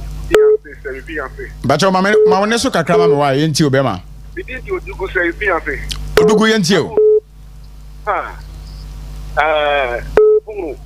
And it's for and they put me a fasolo. E adia abu. Enya dia ya. If you say mobile put me radio dia mwasisi. Isika kwa bedi kwa mwasisi. Uwe ya. Masadi na kutu. Edi e ka kire mbe ne fo. The team will tell you, Mumba and Yamsumu. What you know, if you pay double, therefore, and then open them. And then, cut is somewhere a yagu, a party so. Yeah, what to me? What oh my Ghana? Yeah, I say, opening. Good morning. Morning. Yes, dear. We didn't maybe I can free. If I come, I'm in there. Mammy, but I'm in you. The mamma, yeah, that's it. Let me see a Moses, yes, no more town once. Yes, who say we don't go town? What say we don't go what town? And the nipper you now do so deep. And she said, Nipper town, young and young one. Yeah, you cry your free radio station, like I said, will be free. Na station I'm so ni boys ni ya eseme ni akubo bi oni akuni yo ni akwa di aburi na tata yenya yefri ede ni enya o nya mekere eti wai enye ni usukra na meka se untumi ana ye enyi afeze dia amanoma yenya baby edinane kan ne ye betuno ye MPP for ani ya kasa any idea I campaign. Now, come on to me. Medium said, Papa, no, I think I want you. You may be dinner, Mamma. Oh, you can't come on to me. Now, you go so bomb by ye, yet you go to jail go from saying you know, fair MPP. My people, we need power. If you worry for someone, or no, back one day, want to me. Okay, come on. Yeah, that's it. Mammy, good morning. Morning. Oh, good morning. But you didn't be afraid. Oh, unfortunately, JB make us a free Alambra constituency. JB, Mamintio. And I put the Mabo Jumame any Ajipa. But a minimal cases say you move be a bottle because you're right, you say Alambra, and I say a Francis Maha. Obi would be a cotton way party mupa and on Abu Buzuki. On Abu Buzuki, now the key person away Yens Maha. And maybe you swear that's one. But you see, an aqua say, mother's qualify on Abu Buzuki. You will say party no more per se. JB, whatever, when you manage the Yao Casanopa, but my man and you say, a deliberate now, you disqualify Cassan say, I'm with the pato party in Hono. A fan baby, no, o meaty, and yet deliberate. May not come a person or contest or regime one, and Kaye, but the criteria they are to not o meaty. As a moment, yes, I never you be say, be a said, I say, party, if you on one a crime business would disqualify him. Was that and you may be one fan can one and Monday in Nimupi. And yes, you may aware say we're key member. In fact, the contribution will be anti minimum, but the Abano party ninti and then say the Aban where young share because we're not yet do be near Casabonzo Kedia on qua. Ubisuba Soriaka say, I then at the end I would disqualify me will be the Mamanico. Minimum the American watch here. Aha, and the down in ya, Buapaya na deliberate. Minimum Muba vet and how the supporters no more frustrated. No my basa, I mean, will be and pennies. So, but in Yabasa, for the circle of the party in Sierra, one more, Emubano was not yet went to me and 1 year. 4 years is just around the corner. You want to be Obama Redna Secretary, Obama Redna Secretary, why? Yes, I'm why. JB. Okay, Medasi. Good morning. Good morning. Hello. Say when you're ready, sound. Good morning. Good morning, Brother Prah. Sabji Wentio. Yo, Brother Bu, and a payment was Papa for great opportunity. I'm here, Brother Malek. Now, I'm here, Dr. Mahmoud Baumia, the next president of Ghana.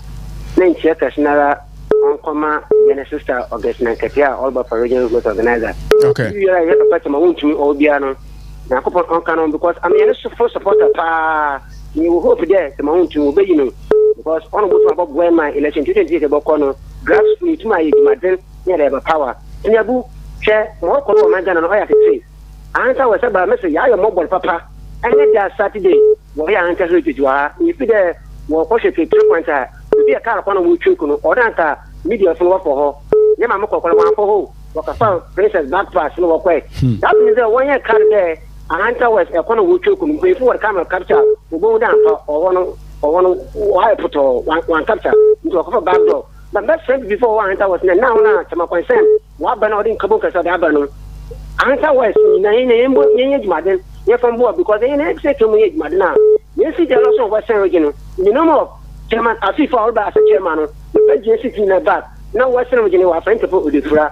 That's it. Yes, sir, that's Power Tech, Amami. Good morning. Abu Prah. Hey, my congratulations, why? Saint. So, you see, election name was but okay,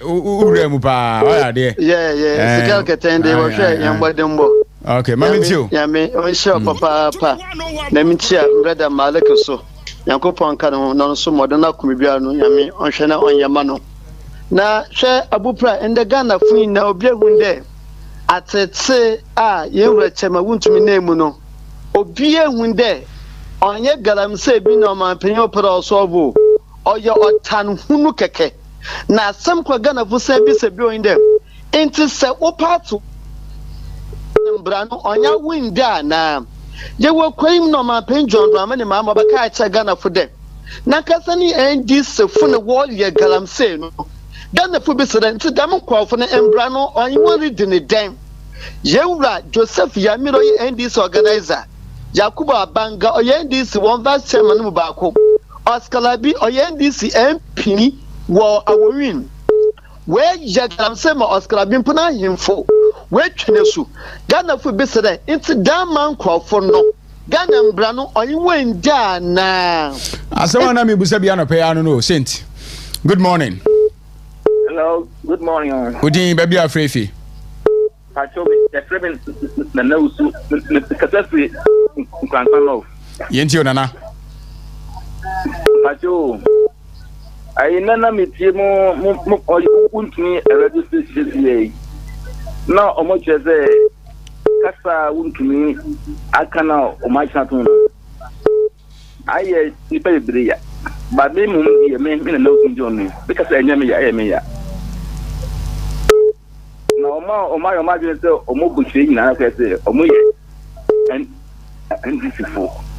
And I said, more money, MPP, and Yagini. The Mamma Catabia, or Macan to me, Jantan to me. Who's not a football or Ghana? I'm a straw. Mamma won't be a bum.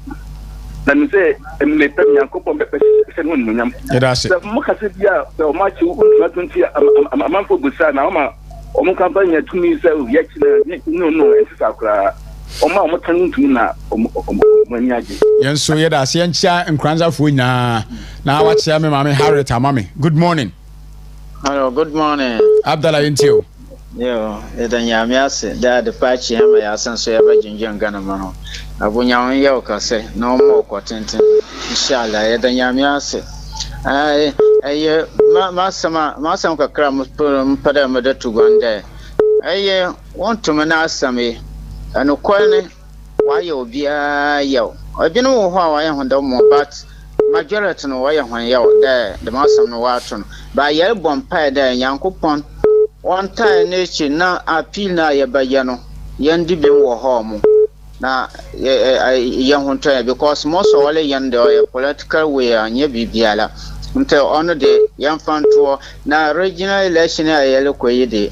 Inshallah, my family me bompa de anhone ba sana wa gina the chairmanship nyina wonyina wo safata de order wonyina wotem wo win but Gani so me bompa ya mano no so what I say Gani da say pa omu nyina wi na enye ye ba ko na sese o wi nti Gani da say why good morning fine morning abu nana ma mintio abu edikan ma member wa basa na pe na mintia me beda malik na abu yen sending kwan say o ko na wakwa ko wi ni no de nkunimdi o de aba western region yanko position papa Takoradi constituency na yeta ni na chairman of chairman de abu Ignatius Akosi Efripa oye number 1 o de mfua yempa hantan bia o western region ha e probi obetumi aka kabodi nkabom e de aba western region ama western region etumi akọ nim na etumi a clean city no ya clean mo Ignatius Akosi Efripa number 1 nti embele so amoma yentu aben ma no na na ewo mni abu jama anene nkofo ma o mo nkasa Libya me kasi otumfo ka se me o se emble yendi ni yenkaso yendi mble nkaso en so mo ayo nwadwe se MPP for no betina ma aka ne just 2 years so kwatnasi na se MPP ba power na se yedidi na ayo onka na ntum onye din no onhu tene odi ye Ghana for the MPP for no onzo onko kwatnasi no se ne yedi be ye no because the matter how it is ayo yedi be no MPP next time yen transi yen saade no ne kum sunsun keno ne ku kwadu ba o ye o say no e de enyeshi ani ende okay ni yen pedi po ni a untumi I dey ben papa na ye o de ni concession ade am obi so ankoye no bi akoye galam say wo so na ni mo ni ye se tinatu na ya o tan ni o te hu a saade hu na be ye anti ye dey se Ghana for ye fi ye nto aba MPP for ni yanko to aba na abu enwusunso na aba beto ye ne no Medase nana yentimi mfa obi obusua ne besi awia uskaba beto aso na course no aka no apikini na but so if NDC knows that they are throwing Wontumi to jail to suffer, God will raise the king out of him. Nyamensa wom medase pa. If the devil or Satan knew that Jesus' death would bring millions of human beings to God, he wouldn't have caused that. His Excellency John Dramani Mahama, you are destroying Ghana. Make laws working in Ghana, Europe. Hey, Wontumi should have changed his lawyer. We say God willing, Chairman will come back strong than apartheid.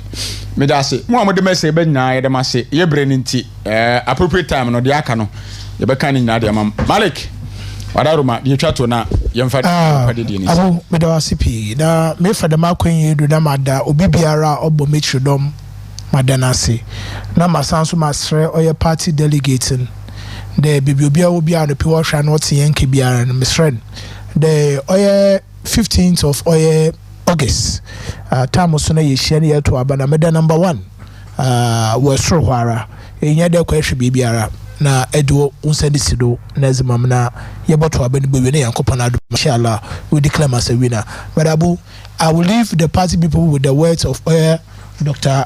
The words of Chairman Wontumi as more catcher hen party fun o say yankon kai eduman na yambo yan humozi na party onwi ni abano 2028 no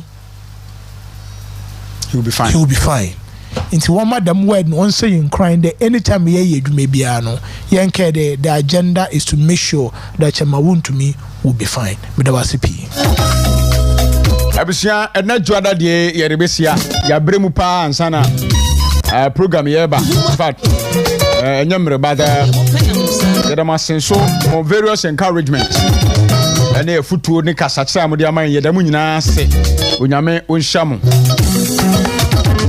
from here nana Konadu Abu Prah Ramalek invite to become the next deputy general secretary in the region, western region.